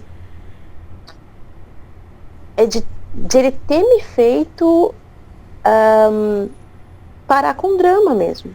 Cessou o drama na minha vida, entendeu? Cessou.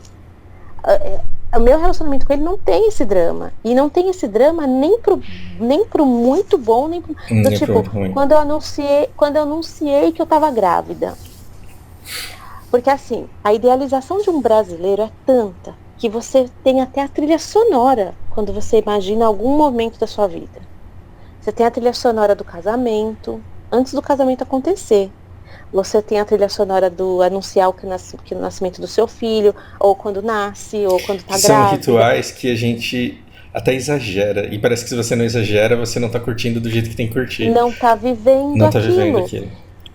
Então, com o Kari, não tem isso. Então, o meu casamento, eu imaginei, idealizei, e apesar de você olhar, se você vê o filme com a trilha sonora, o vestido, tudo aquilo. Quando eu entrei no local do casamento, que eu olhei, assim, não tinha nem metade das pessoas que eu convidei, porque, na verdade, não é que elas não foram, é porque começou a cair umas gotas de chuva, e o casamento era céu aberto, as pessoas simplesmente saíram. E aquilo foi tipo sabe, pra Nossa, mim, tipo... eu não fui porque eu tava no pico da depressão. Eu acho que, assim... Eu lembro. Foi muita coisa que aconteceu ao mesmo tempo. Muita coisa que aconteceu ao mesmo tempo. E eu não tava sabendo tancar. Mas a gente vai... Pelo que eu tô vendo, a gente vai falar muito sobre ainda. E esse ano, em especial, ele marca muito a história do Brasil. E é engraçado como... a gente tem menos controle da vida do que a gente pensa ter. Porque a maneira meteórica como eu cresci quando eu cheguei, ela não é a competência minha, é o momento que o Brasil estava vivendo. E o momento da minha queda não é só porque eu estava infeliz com o meu relacionamento, porque eu estava infeliz com a situação do meu pai. Assim, a gente deu uma esfriada naquele Dilma 2 lá, que foi uma coisa muito cruel. E quando eu cheguei, o que eu encontrei? Eu encontrei pessoas eufóricas e sonhadoras. Porque as pessoas estavam ganhando cada vez mais, estavam cada vez mais sendo descobertas, o quão talentosas elas eram, e a gente estava num país super promissor. E quando você veio casar aqui, eu estava na ressaca da queda. Porque as pessoas viram que elas estudaram, se prepararam e se esforçaram e trabalharam para um Brasil que não se concretizou, e elas já tinham se desapegado da esperança que elas tinham do que a carreira delas seria, e elas estavam vendo o que elas iam fazer com o resto do que sobrou, e eu estava lá oferecendo apoio emocional para os sobreviventes dessa dizimação que aconteceu no mercado. E as pessoas, elas estavam extremamente inseguras, desiludidas, sem perspectiva, e eu fui sendo contaminado por tudo aquilo no momento em que o Alzheimer do meu pai estava levando ele cada vez mais, e no momento em que eu finalmente entendi o que era para ele ser sócio da clínica. Mas isso é uma outra história, porque a hamburgueria que eu tive com o Zé foi uma das coisas mais importantes que eu tive na vida, porque eu nunca entendi determinados comportamentos que meu pai teve de priorizar as sócias dele, a própria família dele. Eu nunca entendi os sacrifícios que ele fez, até que eu me vi numa situação muito semelhante à que ele tinha. Então, quando eu olhava para o orçamento da hamburgueria, que não me arrependo de ter feito porque deu uma sobrevida para um negócio que estava pagando, Eu lembrei do meu pai dizendo, eu faço isso porque, coitadas, elas não têm outra fonte, elas não têm de onde tirar. E eu tenho um hospital. E isso mexeu muito comigo, a lembrança dessa fala, porque não é que eu era preterido e não é que meu pai ele preferiu salvar financeiramente outras pessoas a cuidar da família dele e a priorizar, por exemplo, a minha faculdade, priorizar a minha segurança e a minha estabilidade. Tipo, você que se foda. Então juntou duas crenças do meu pai de eu tenho que deixar ele sofrer, eu tenho que deixar se desenvolver por si só, porque ele tem potencial para isso, ele vai conseguir. E outra coisa, eu não posso abandonar pessoas que de outra forma não vão conseguir uma forma alternativa de sustentar, sendo que eu tenho um hospital, embora ele esteja quase sendo fechado. Só sendo sócio de uma pessoa que eu amo tanto, é que eu consegui olhar para o orçamento e falar, eu entendo determinadas decisões difíceis que são tomadas, e isso não é desamor com a sua própria família. E aí, quando eu não era compreendido por isso, eu falava, entendo, que não deve ser fácil compreender, e entendo essa insatisfação e esse inconformismo. Mas aí, isso é outro assunto.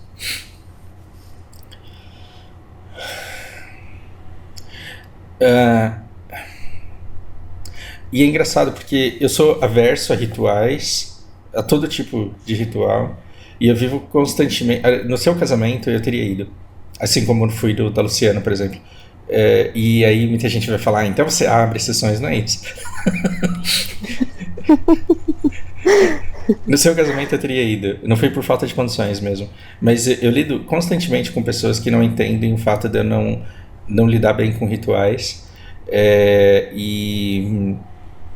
e que entendem, em outros casos, com uma cerimônia de casamento, um batismo, um aniversário, alguma coisa assim, como falta de consideração e falta de apreço, de amor, de verdade. E na verdade é simplesmente porque eu vivi uma vida tão cheia de rituais que eu sou completamente averso. E aí pra mim o que tem valor? Essas conversas que a gente tem aqui, que não são de aniversário, que não são de celebração de nada, e a gente simplesmente se chama porque tem vontade, e fala que sente e mostra que a gente tem conexões muito fortes, né? Isso... E na verdade esses rituais, por exemplo, pra mim, né, que assim como você, nunca tive aniversário, nunca, os casamentos, enfim, o meu casamento foi eu teria passado 100. Eu acho que eu fiz porque ainda tinha a Vanessa pequena precisando agradar aquela família que tinha grandes expectativas e que sonhava muito que a Vanessa, pelo menos a Vanessa, teria um casamento com a família e tal. E eu dei essa festa pra família e foi muito, assim, me senti muito bem fazendo isso. Nossa, que bom que eu pude fazer isso, sabe?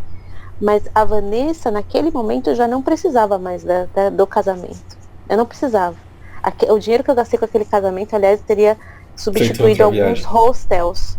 Eu teria substituído alguns hostels por um hotel 4 estrelas.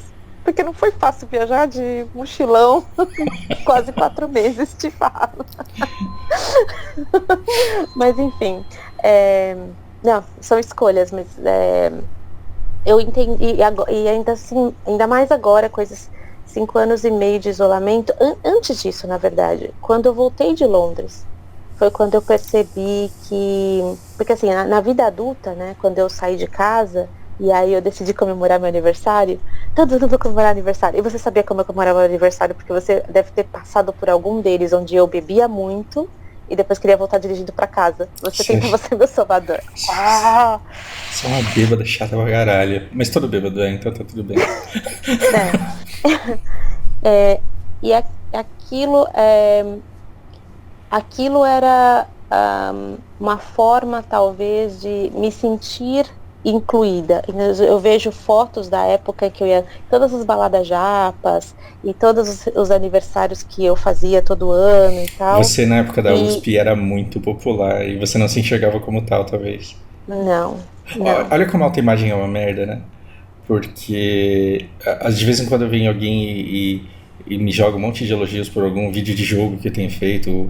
E aí eu falo, cara, você não sabe o que você está falando, você está viajando.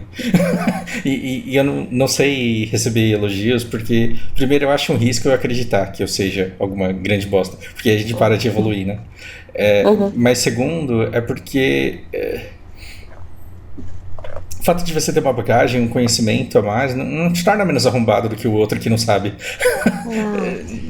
Não necessariamente. Mas, assim. Mas você, na USP, você era muito desejada.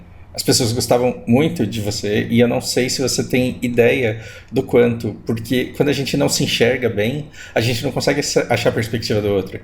E aí eu acho que as pessoas que te diziam o que você era, acho que você falava... Era mais ou menos isso mesmo. Mas acho que caiu a ficha muito depois que eu saí da faculdade, que assim, é claro que a saída não significou me afastar daquelas pessoas, né? Eu ainda ainda tenho algumas que eu carrego, mas assim, muito menos do que naquela época. Mas a ida para Londres foi um divisor de águas. Foi quando aí eu percebi que, não sei traduzir isso, mas assim, eu me lembro que o primeiro aniversário que eu tentei comemorar, assim que eu voltei de Londres, eu voltei acho que em março, e aí em agosto é meu aniversário, ninguém foi. E aquilo foi assim, o que aconteceu, né? Tipo, as pessoas se acostumaram a não ter a Vanessa na vida delas, e o que isso significa, sabe? E até hoje eu tento traduzir isso, eu não sei traduzir isso, mas eu tentei, na verdade, significar isso pra mim eu tenho que aprender a me bastar. E não importa o dia do aniversário, não importa o que é Natal, o que é sei lá o que. É claro que aqui em casa a gente se dá um mimo nesses dias, né? Então, é o aniversário do Cari, é o aniversário do Samuel, é o meu aniversário, a gente se dá um mimo. Mas com o isolamento extremo que eu vivo aqui, eu falo que é um lockdown eterno, a gente aprendeu assim, se dá um mimo nesse dia, sim, mas a gente se dá os mimos todos os dias, sabe? A gente se cuida todos os dias, a gente fala que gosta todos os dias, a gente bate palma por alguma coisa que você fez todos os dias.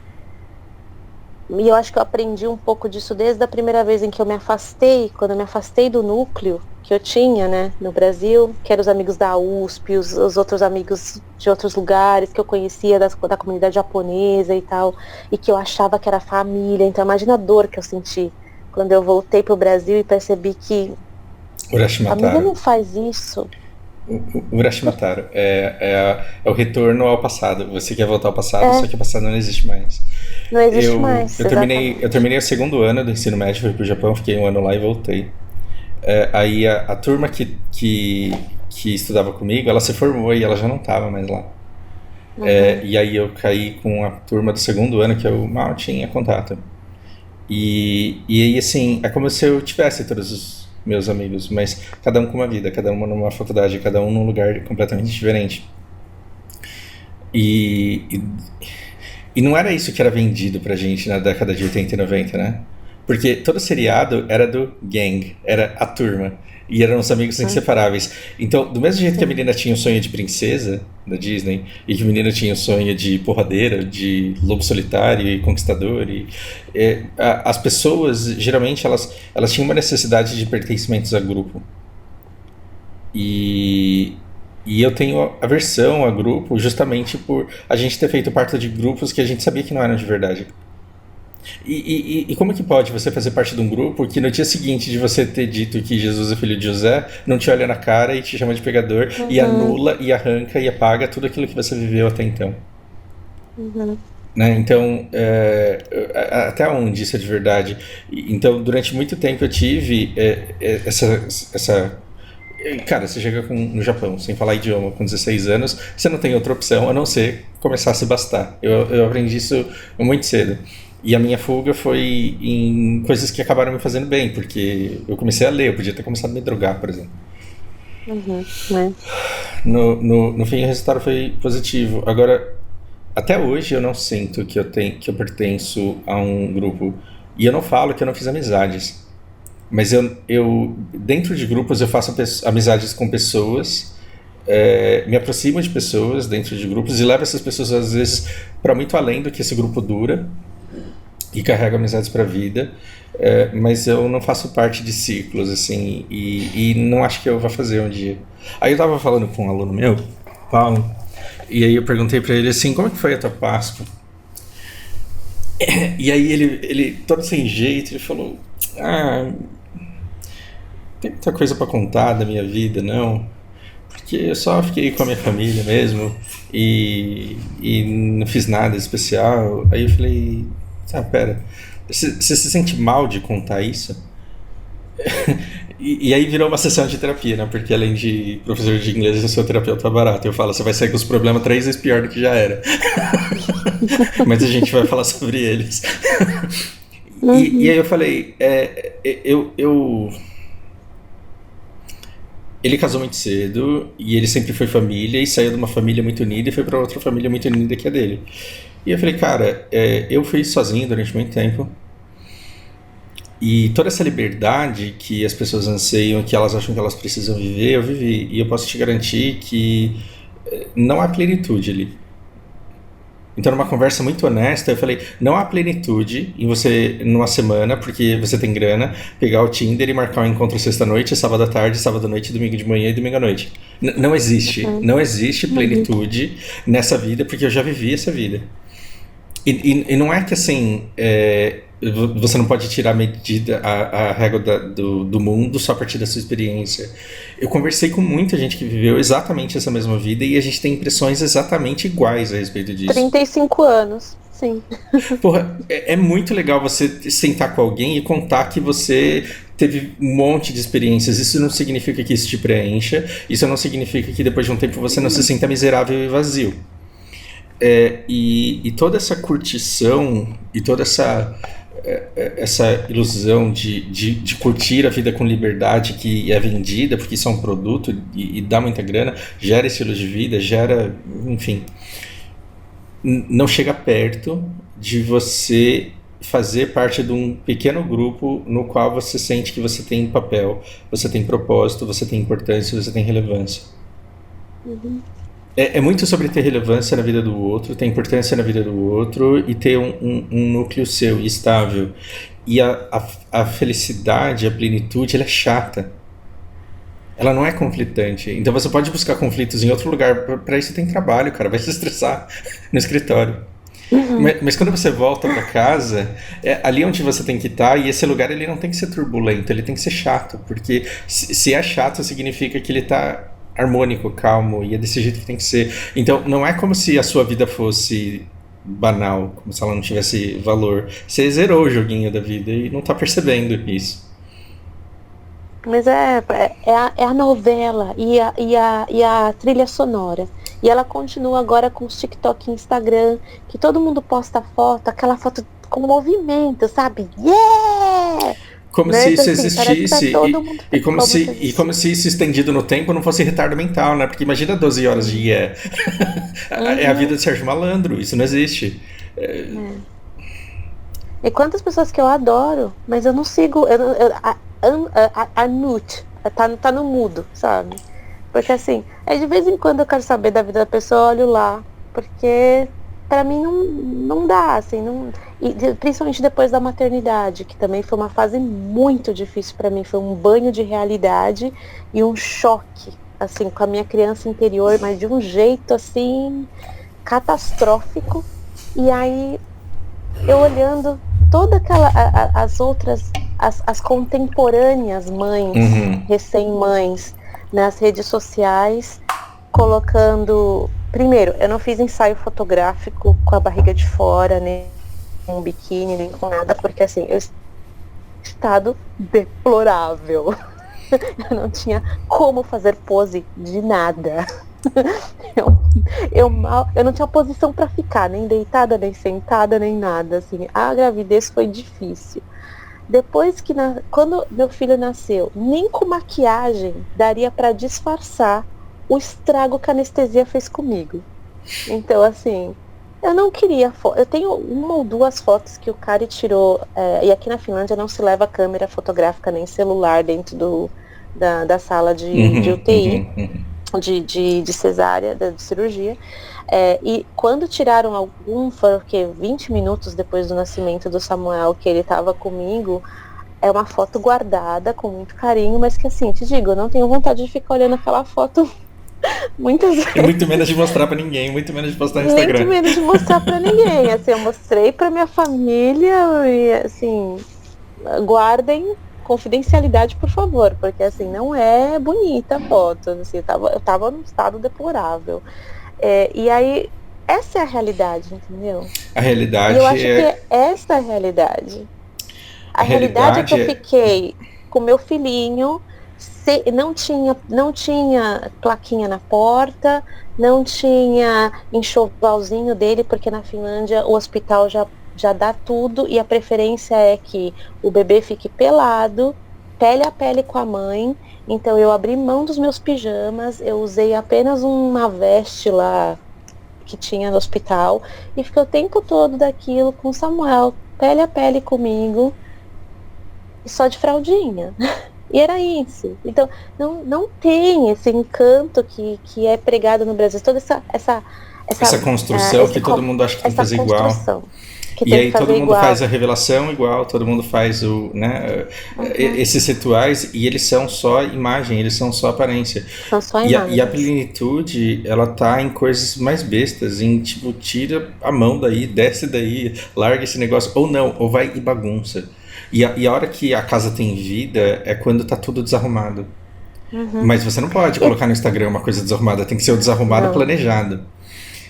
E todas as transformações, Fausto, todas as transformações, desde o momento em que eu soube que estava grávida, até o 34ª semana, quando eu descobri que ele não ia poder nascer de parto normal, uma mulher que assim, eu mergulhei no mundo do parto natural, e que na 34ª semana descobri que não ia poder. Não dá, caramba. E aí, todo esse processo, né, de crítica, tanto de pessoas próximas de mim, quanto de mim mesma, será que eu fiz alguma coisa errada? Até o processo de, seu filho nasce, e agora? Não é aquela coisa da Disney, não é aquele filme Hollywood, não é. Eu tava estranhando meu filho, e não era estranhando do tipo, não gosto do meu filho, não, é um estranhamento do tipo, é uma pessoa nova na minha vida, eu não reconheço essa pessoa. Ela não se parece comigo, ela não se parece com meu marido, ela não se parece com nada. E assim, meu corpo está se transformando para receber essa criança. Como amamentar essa criança, como é estranho pôr alguém no seu peito para mamar, sabe? Como o medo de cuidar desse bebê tão pequenininho. Você fala, é tão pequeno, gente, o peso dele no meu braço. São tantas coisas, tantas realidades, que nenhuma foto, nenhum vídeo, se eu fizesse, ia traduzir. E que assim, eu fiquei um tempo avessa às redes sociais. Agora que eu tô voltando, acho que até por causa do projeto aí que eu tento me criando para criar, mas são passos de bebês mesmo, porque eu criei uma aversão às redes sociais, principalmente com a vinda do meu filho. Eu sou uma caricatura nas redes sociais. Bom, você é mais do que ninguém sabe, mas eu sou uma caricatura nas redes sociais, porque é tanta hipocrisia. E trabalhando e conversando intimamente com as pessoas, eu sei tão grande qual a discrepância entre o que a pessoa é e o que a pessoa posta, que eu sou ridículo. Eu sou o que posta porque não tem noção. Mas quando eu posto porque eu não tenho noção, eu mostro como as pessoas são. Então, ninguém fala assim, nossa, o cara posta uns negócios legais. Não, é retardado. É piada de tio do pavê, que você sente vergonha alheia porque o cara tá postando. Mas é como as pessoas deveriam se apresentar. Porque convencionou-se que existe um jeito bonito de existir, e as pessoas estão existindo da maneira que convencionou-se que é bonita de existir. E o natural, ele é rechaçado. O metaverso, que as pessoas parecem que precisam fugir para esse lugar. Sim. Então, quando você fala... Para justificar a existência. Aí quando você.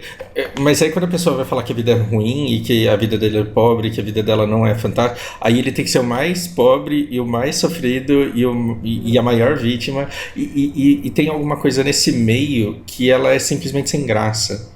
E do mesmo jeito que a nossa existência, a plenitude dentro do lar, ela é chata de contar. Eu acho que o ser humano, ele é por natureza chato. E todas essas coisas fantásticas que estão fazendo a gente querer seguir alguém, elas são todas artificiais, tem uma equipe por trás da pessoa. E aí a gente tem uma tecnologia fenomenal, uma tecnologia que quando a gente era criança a gente não tinha ideia de que um dia existiria, e a gente joga lá no lixo por razões mercadológicas. E é muito triste que as pessoas deixem de ser quem elas são, que é uma coisa rica, só porque não entra no padrão estético daquilo que é comercializável. É muito triste que você olhe para uma perspectiva mercadológica do seu perfil e até dos relacionamentos. Uhum. Esses dias eu respondi uma menina que falou assim: mulher nenhuma precisa de ninguém. Eu falei, mas o amor ele não é sobre precisar, e não é sobre utilidade. Esse utilitarismo, né, essa visão mercadológica do relacionamento, ela tá errada. Então você não precisa provar que você consegue andar com as suas próprias pernas, basta que você ande. Mas não é por isso que as pessoas deveriam se conectar e se relacionar. O discurso ele tá todo errado. Enfim, não tá fazendo sentido, mas eu me empolguei. Não, mas a gente amadurece, né? Não todos, não são todos que amadurecem, mas pelo menos no meu caso, o amadurecimento trouxe vários estranhamentos e foi uma coisa de quase que overnight, sabe? Da noite pro dia. E eu consigo enxergar o salto. É claro que do jeito que eu falo, parece que foi mesmo da noite pro dia, mas eu consigo também enxergar que em doses homeopáticas eu estava crescendo, né? É que a metamorfose ela vem resultado de um processo que não era aparente, né? Exato. Mas ele estava acontecendo. Mas assim, mas é que claro que toda vez que eu olho para trás, eu fico, nossa, por que eu demorei tanto para enxergar isso, né? Mas eu agora também consigo ver onde mais eu quero chegar e vejo como é difícil subir esses degraus. Mas eu consigo enxergar melhor, que uma coisa que talvez há 7, 8 anos atrás eu não conseguia. Eu achava que... te confessar uma coisa, já que você também pegou pesado hoje, é que na época de até uns 25 anos, mais ou menos 25, 26 anos, eu tanto não conseguia enxergar a que patamar eu poderia chegar, porque eu estava num método de sobrevivência, então assim, vou sobreviver, vou pagar minhas contas, vou ter dinheiro, vou sobreviver, vou pagar minhas contas, vou ter dinheiro, vou viajar, vou sei lá o que eu vou fazer, né? Cheguei em negação do tipo, eu não vou ter relacionamento mesmo, e vamos lá, vamos embora, vamos tocar a vida, vamos aí, vamos cuidar da carreira, blá blá blá. E eu não, na verdade, eu não era uma suicida no sentido de vou ter uma data para morrer. Eu só não conseguia me ver envelhecendo. Eu também não. Eu não conseguia me ver, eu não conseguia ver que eu ia ter uma vida longa. Talvez seja por causa dos medos e da forma como eu fui criada. Eu tinha sempre essa sensação de que o arrebatamento ia vir antes. Também a gente tinha essa questão de esperar ao fim do sistema, né? E aí eu acho que por isso eu tinha essa visão de que minha vida não ia ser longa. Então, assim, para quem ouvir, não tinha pensamentos suicidas. Era só uma questão de assim, minha vida não vai ser longa. Então eu não tenho... Hoje eu consigo ter essa amplitude do tipo, nossa, quantos degraus ainda eu quero subir? Porque, principalmente depois do nascimento do meu filho, eu fiz uma promessa para ele. Primeiro minuto que ele foi colocado no meu peito com menos de 5 minutos de vida. E eu falei para ele, eu vou crescer junto com você, eu prometo. Você não vai ver uma mãe estagnada, assim, parada no tempo. Talvez, eu até tava brincando com meu marido depois que saiu esse chat GPT 3 ou 5, eu não sei se é 3 ou 5, já tô perdida no tempo, porque já tá tarde aqui, mas enfim. Que eu falei pra ele, nossa, será que nosso filho vai olhar pra gente igual olha pra minha mãe mexendo no Facebook?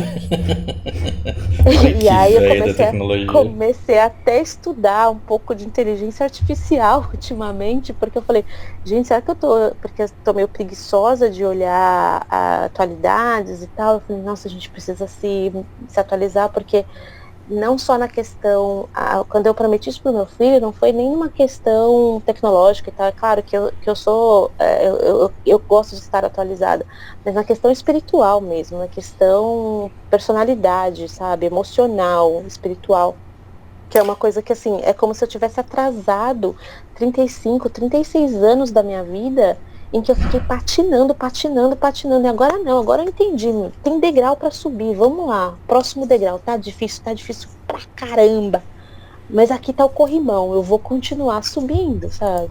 E talvez ele deslanche, suba muito mais rápido que eu, mas ele não vai me ver parada. É isso que me move hoje. É mais do que eu vejo alguns pais falando, não, eu vou trabalhar para dar tudo pro meu filho, não sei o que. O que eu quero dar para ele é a liberdade de viver e ser o que ele quer ser, sem o peso de uma mãe. Da responsabilidade de ter que te dar orgulho. Exato, de uma mãe que não se preenche, de uma mãe que tá vazia, precisando que o filho traga felicidade. Sensacional. Valeu a pena, todo esse que demorou pra chegar nesse ponto. Eu vou te falar duas coisas. Eu tenho certeza que se não fosse minha irmã, teria me matado. Certeza absoluta. Porque ser eu mesmo é muito difícil. Inclusive teve uma pessoa na IG que a gente não se fala há muito tempo, porque a gente chegou à conclusão de que não era justo com a Lari e com o namorado dela que a gente continuasse se falando com a proximidade que a gente tinha. Mas a aproximação que a gente tinha não era só carnal, embora houvesse alguma coisa ali, mas a gente tinha uma identificação de alma. E tem um poema do Fernando Pessoa, desculpa se isso for difícil de digerir, mas ele fala, eu tenho inveja do mendigo só pelo fato dele não ser eu. E essa pessoa da IG, ela foi a única com que eu tive a perfeita identificação, assim, do quanto é difícil ser a gente mesmo. Ter que carregar o fardo de ser quem a gente é. De não conseguir deixar de pensar, de não conseguir deixar de questionar, de não conseguir tentar ser conciliador, de não conseguir deixar de ser mediador e não conseguir deixar de se importar. E aí, em um dado momento, eu falei, tá, eu tenho que ficar pra cuidar da minha irmã, então eu tenho que me cuidar e eu tenho que tornar a minha existência tolerável. Se alguém que segue o meu canal por conta do Black Desert chegou nesse ponto, você vai descobrir uma coisa que eu nunca contei em nenhum vídeo de Black Desert. Quando eu descobri esse jogo, eu encontrei nele uma coisa que Diablo não me dava, porque Diablo não me retinha.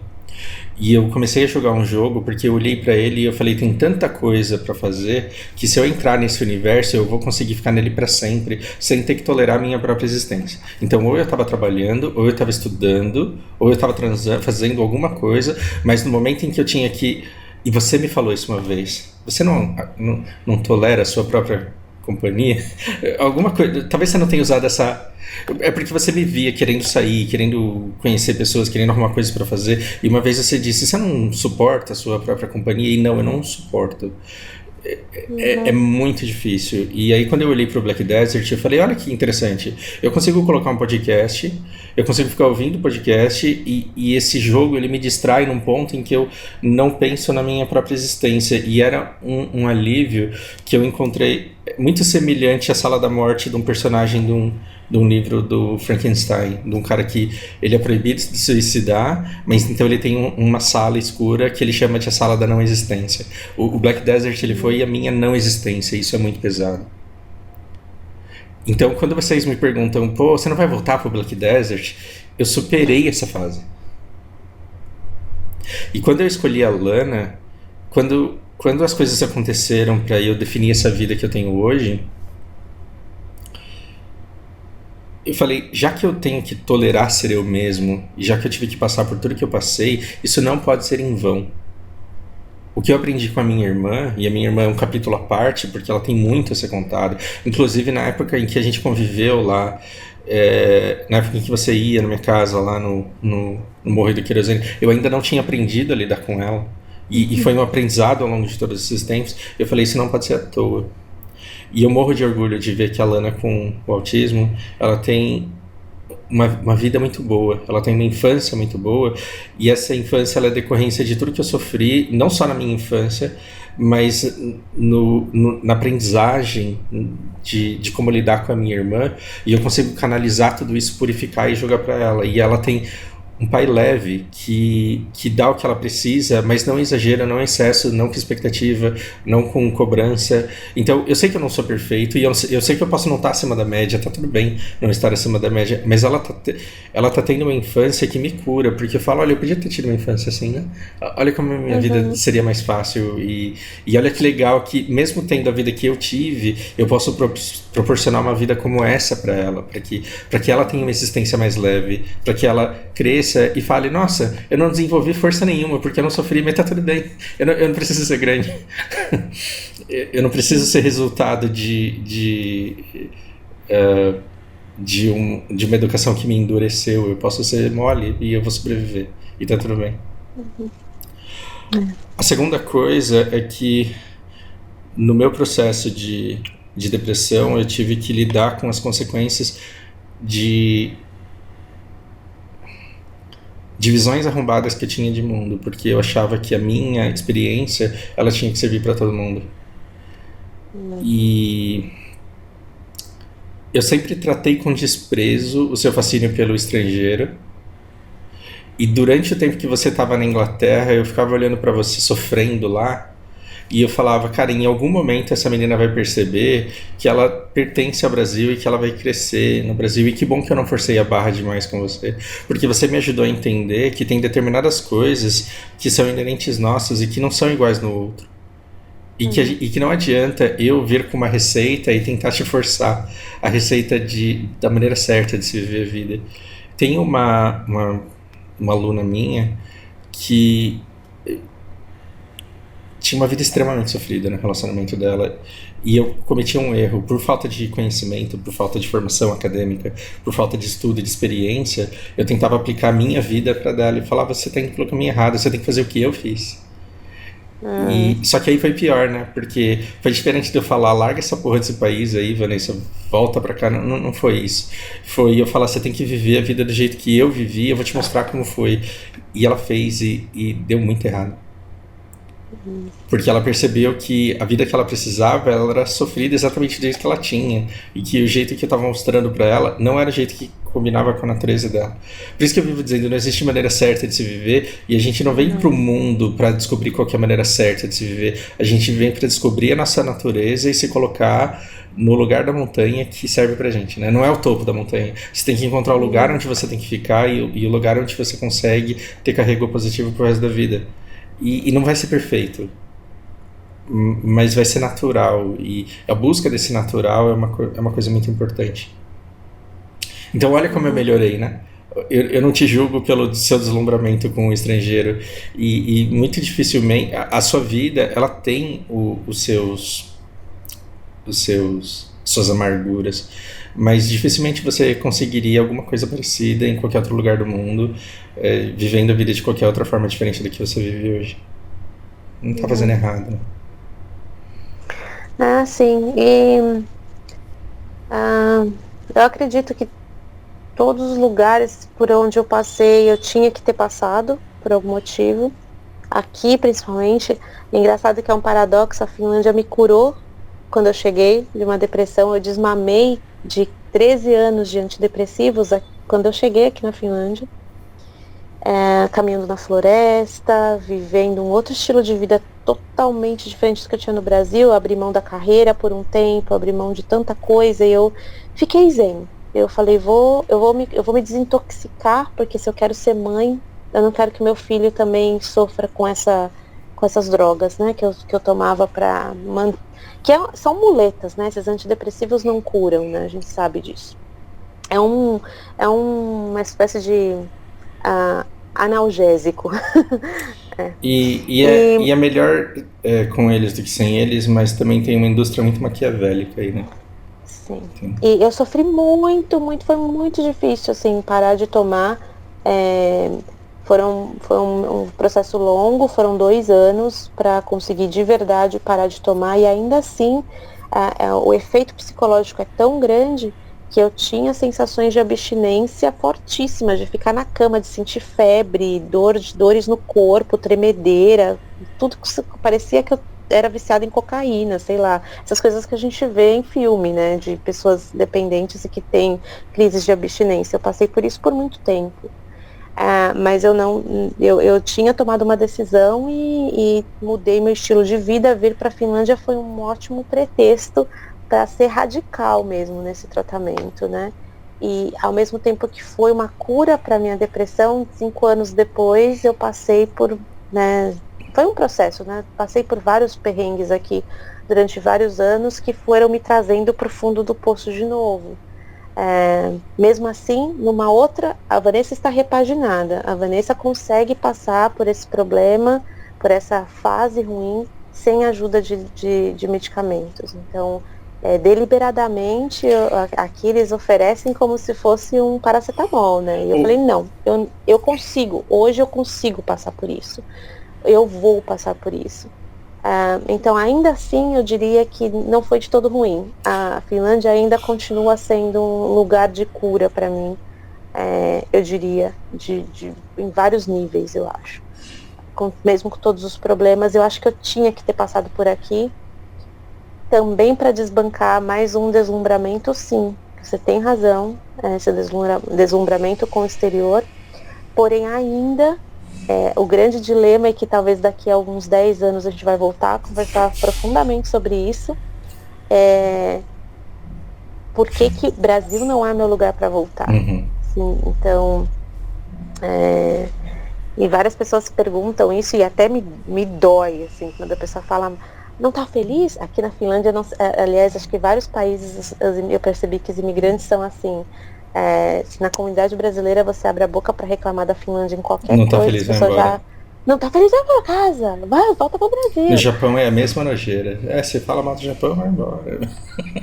Exatamente. Então, assim, para mim não é uma opção, nem se eu estivesse sozinha, né, que ainda agora é uma família, então a decisão não é só minha, eu acho que não seria um lugar legal para minha família, mas